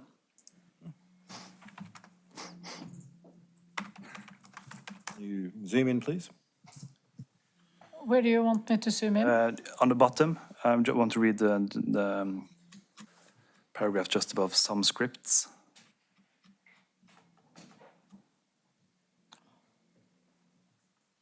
Yeah. So here you say, I could have simply signed a message in the lecture room as I did in private sessions. Loading such a message would have been far simpler. I am known for a long history of being difficult and disliking being told what I need to do. The consequence of all of this is that I will not make it simple. What did you mean by that? I mean exactly that. I'm not going to give you a series of digitally signed files. I'm not going to jump through hoops for Rob. Basically, the only way you're going to prove is the traditional way. I'm going to walk people in who knew me from 1999 or earlier. I'm going to get people from universities I'm involved with. I'm going to go over the patenting process. I'm going to go over the companies I formed. I'm going to go over the corporate filings I did back from 1997. And I'm going to prove identity the way that you prove identity when I do. Okay. I'm going to do it by walking in up to 100 people. And that's what I'm going to do. I'm grabbing people that used to work for my corporations. I'm grabbing people that used to be my friends, that are still my friends, people who knew me when I constructed things. When you say that I can't code, I'm going to get people from large corporations. Okay, I think we need to get to the next question. If we go to page 979, that's an email from you to Gavin Andresen, the 2nd of May. And there you said there is... No, it's not. In what way is it not? On the 1st of May, when I refused to do everything, Rob took over the email. Rob was in charge of Encrypt, Robert McGregor, and Rob started writing as me. That's why I went back afterwards to using RCGABR, because no, it's not me. So you're saying that any email that's sent from this email address after 2nd of May is not sent from you? By this time on the 2nd of May, not me, no. So okay. The one that was sent on the 3rd of May, for instance, I was in hospital unconscious. It's really difficult when you're unconscious to write emails. And then the email on 982, you didn't write that either? Sorry, which one are we looking at? 982.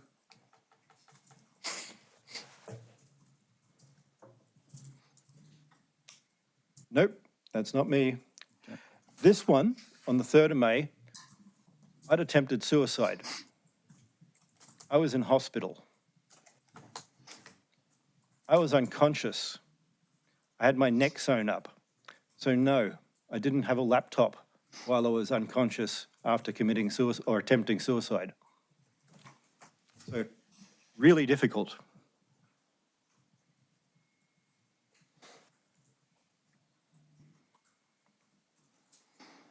And then the email in 987, is that an email from you?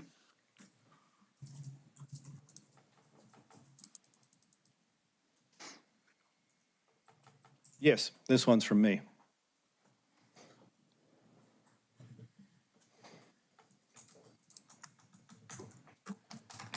And then you say there are several issues with publicly proving I am or was Satoshi, you say. Yes, I didn't want to do it, and I didn't want to be forced into it. And what were the issues? Basically, if I'd done it, it would have been a dog and pony show. And Rob wanted to put me on talk shows. He wanted me to go round. Right now, I have enough time wasted with doing things like this that I'm away from my team, that I'm not developing my IP, that I'm not patenting, that I'm not developing code. If I'd been doing this, I would not have 57% or so of my patents filed. I would not have even 1%. I would not be doing anything but going round and doing a whole lot of BS, talk shows, TEDx's and things like that, and nothing more. So that is a problem. So what you're saying is that you did this on purpose to actually not prove that you were Satoshi? Yes, I made sure that I was not going to, with the Sartre thing, I said, I am not crossing that line. I had told Rob I was not going to do a public signing. I had told Rob I was not going to come out, and he still forced it because he had a deal that he was putting together with damn Google. I hate Silicon Valley. I can't stand them. I think they're the whole problem of the world right now. This whole splitting people into tribes like Google, where you give different algorithms, so you polarize people and they have confirmation bias in what they read. It is evil. I would kill myself before I gave myself to Google. You think $1 billion is worth selling my freaking soul? Okay.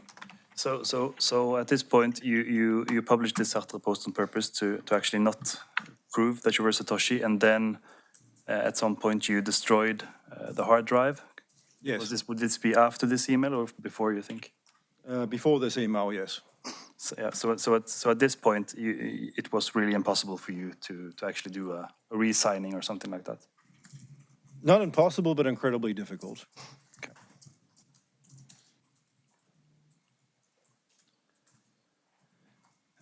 I think if we're planning on ending at 4, I think I just have one more question, but my colleague will have a couple just.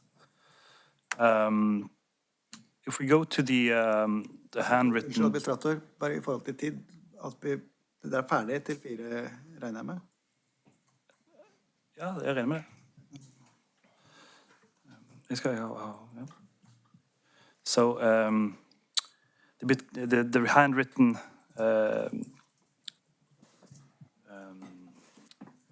paper on page 57.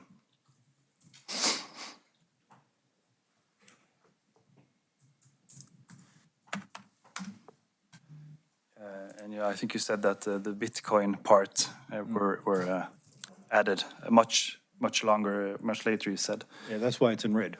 Yeah. But how is it that if we go to page 87,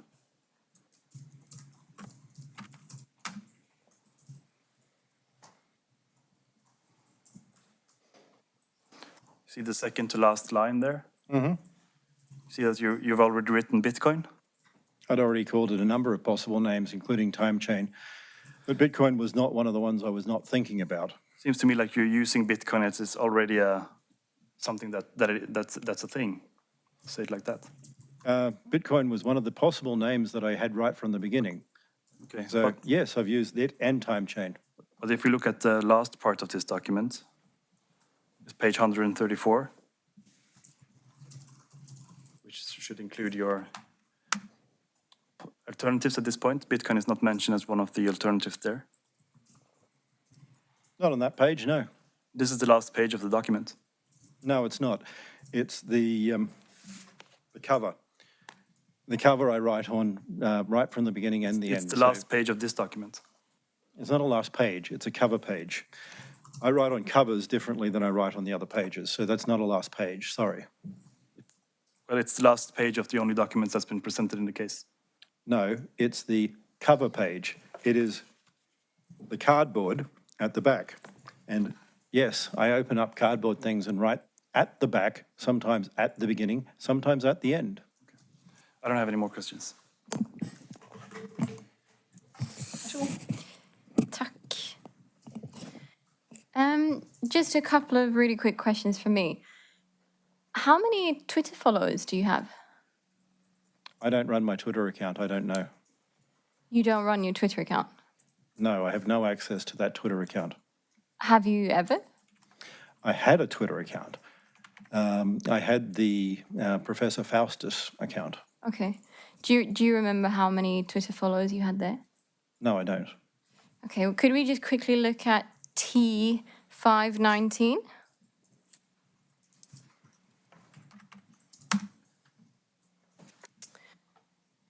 If you look there, it says on the banner, followers, about 70,000. Does that sound right to you? Possibly, yes. Possibly, okay. We've seen quite a few tweets from you using explicit and strong language. We went through some of them, and we went through Jihan is a deceitful shit and Hodl is a scammer. You ask someone to eat shit, and so on and so forth. You said just previously when your lawyer was asking you questions that you use strong language when you are being insulted and attacked. Is that right? That is correct. Yeah. Can we just go to page 516?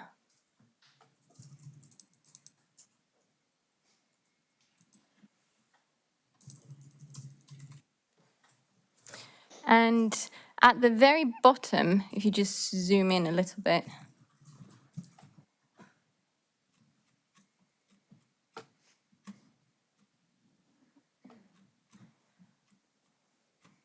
and just a bit further, and we get to these Sorry, questions. I'm trying to ask nicely, but it's Yes, sorry, so it's okay.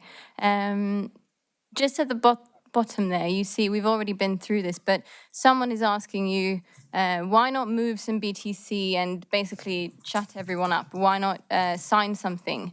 And you say, no, I want losers like you to eat shit, but that is being nice. Did you feel like you were being attacked here or insulted? That person had also said other things and done other posts. So it wasn't just this bit.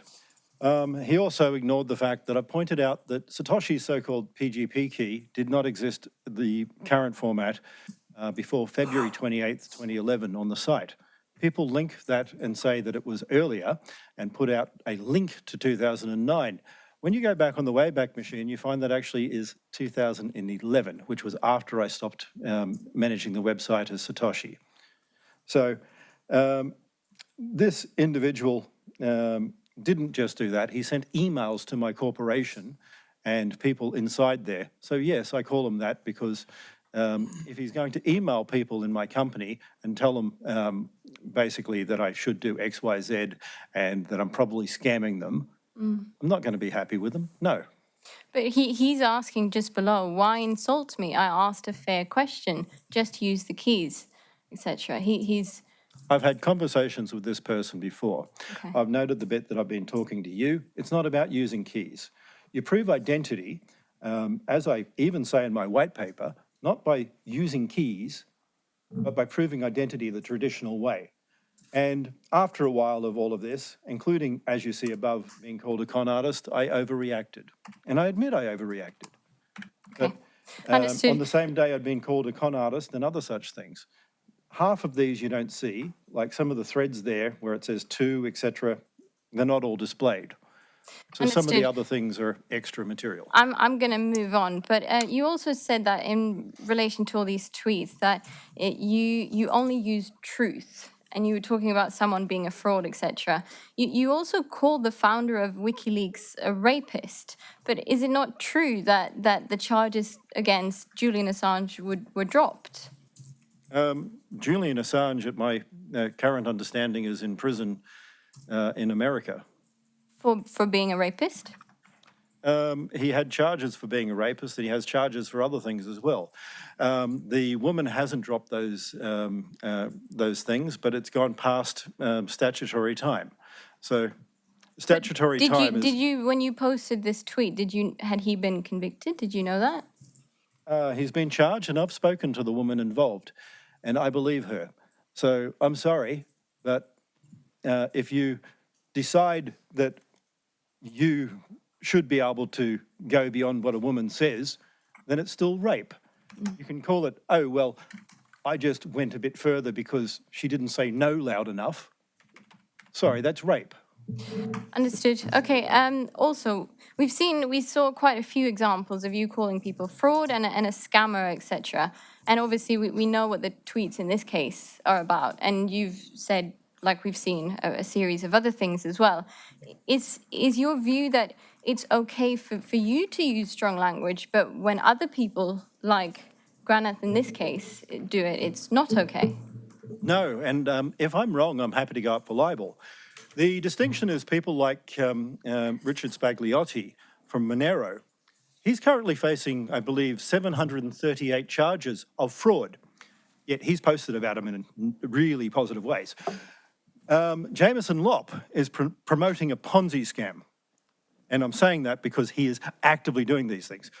Charlie from Litecoin, who you mentioned before, Charlie spent a week saying, buy Litecoin, buy Litecoin. Litecoin is going to go to the moon. During that time, Charlie was selling Litecoin. Charlie sold all of his Litecoin while lying to his followers on Twitter, telling them how he's going to create this product and it's going to go up in value. That's called front running, and it's fraud. Okay. Now, obviously, we heard you earlier saying that you were interested. You made it sound like there could have been an amicable solution here. But he deleted the tweets and then initiated, obviously, this case. But then afterwards, you also initiated the case in the UK. Why did you do that? He didn't delete all the tweets. First of all, the lightning torch was still going. It was still being engaged. Was that something that you had an issue with? Yes. His tweets were being sent around via Jack Dorsey and Digital Currency Group to tens of millions of people. Tens of millions. At the same time, he was putting up the taco bit about me being a fraud on his profile, saying that I've deleted this, but it's on my profile. Sorry, that's not deleting. Going on about it in Telegraph does not mean you're stopping.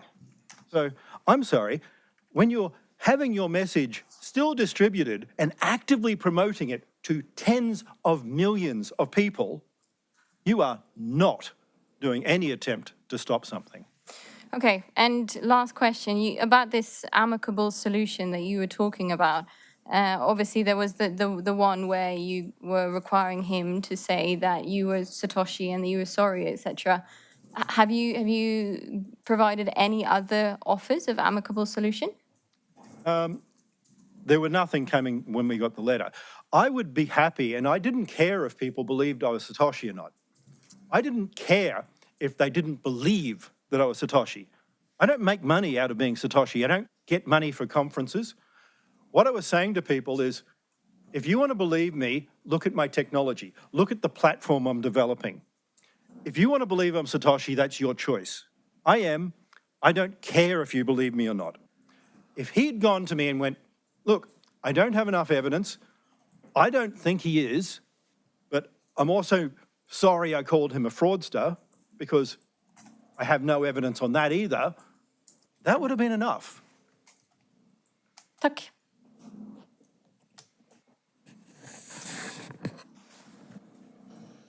I had noted a couple of questions, but I think they were answered.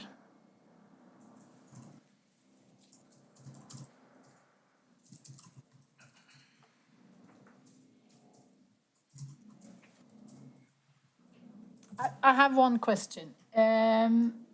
It's stated in the documents that during the signing session that was abrupted, the one you withdrew from, and you had a hard time after that. Just help me understand why that proving session, or proving in that way. I understand what you're saying, that writing with a signature is not proving identity. I understand your point. But why is that harder for you to do than whatever it is you're going through here and in other court cases?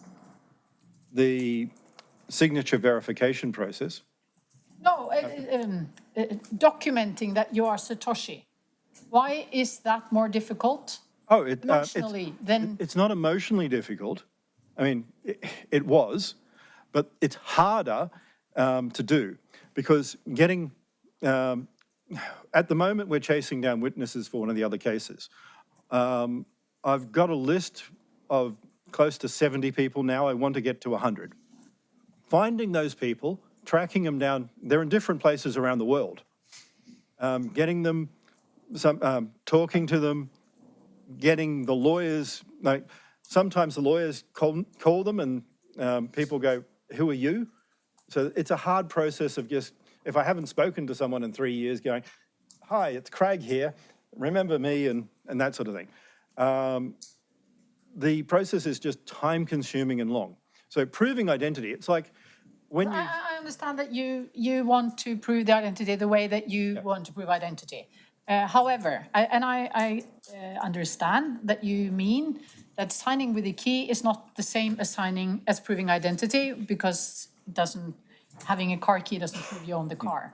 However, in this case, as I understand it, everyone agrees that key to block 1 through 12 was in Satoshi's possession, which means that signing with that key wouldn't prove his identity, would be proving that the same person controlled it. Might have been... Only one of those keys was Okay, said the to be. Halfini key then. Yes. But using that key, I agree, it's not the same as talking to a person saying this is... But If I still. do that, then that will all, that will be it. No one will ever look into anything else. If I do that, no one will look into proving via my past, the patents I'm doing, the people I knew, the processes. And that's what you want them to do? Yeah, soon as I sign with a key, it's over. The other side have already said, Jameson Lopp came out with, if Craig ever signs with a key, all it shows is he stole it. He said that publicly. Okay, so the rabbit holes will never be satisfied. That's But what not you're only them, they've already gone out there to discredit me. But no one, once I do this, will ever do the effort to put together 90 or 100 people, to put past together. It's a lot of work doing this. And soon as I do that, they'll just go, it's done. And I refuse to have them do the easy way out, which doesn't build identity properly and just goes down into what these coders law people want to do, which is say courts don't matter because we've got Bitcoin.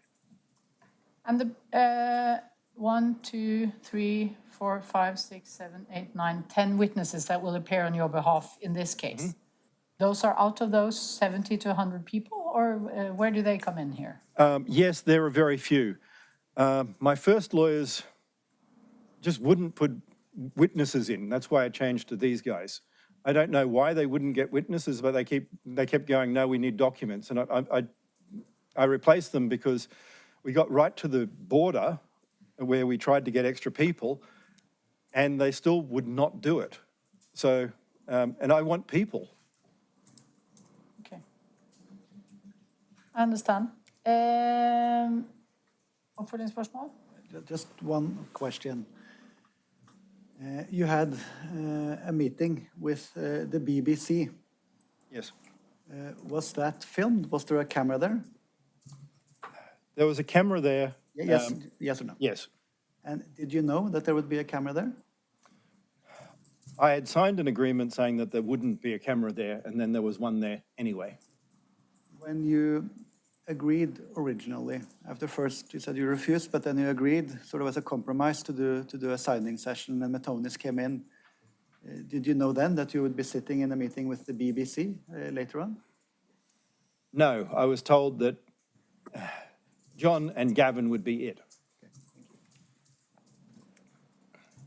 Okay, there seems to be no further questions for you. Is there anything else you would like to add that you haven't been asked?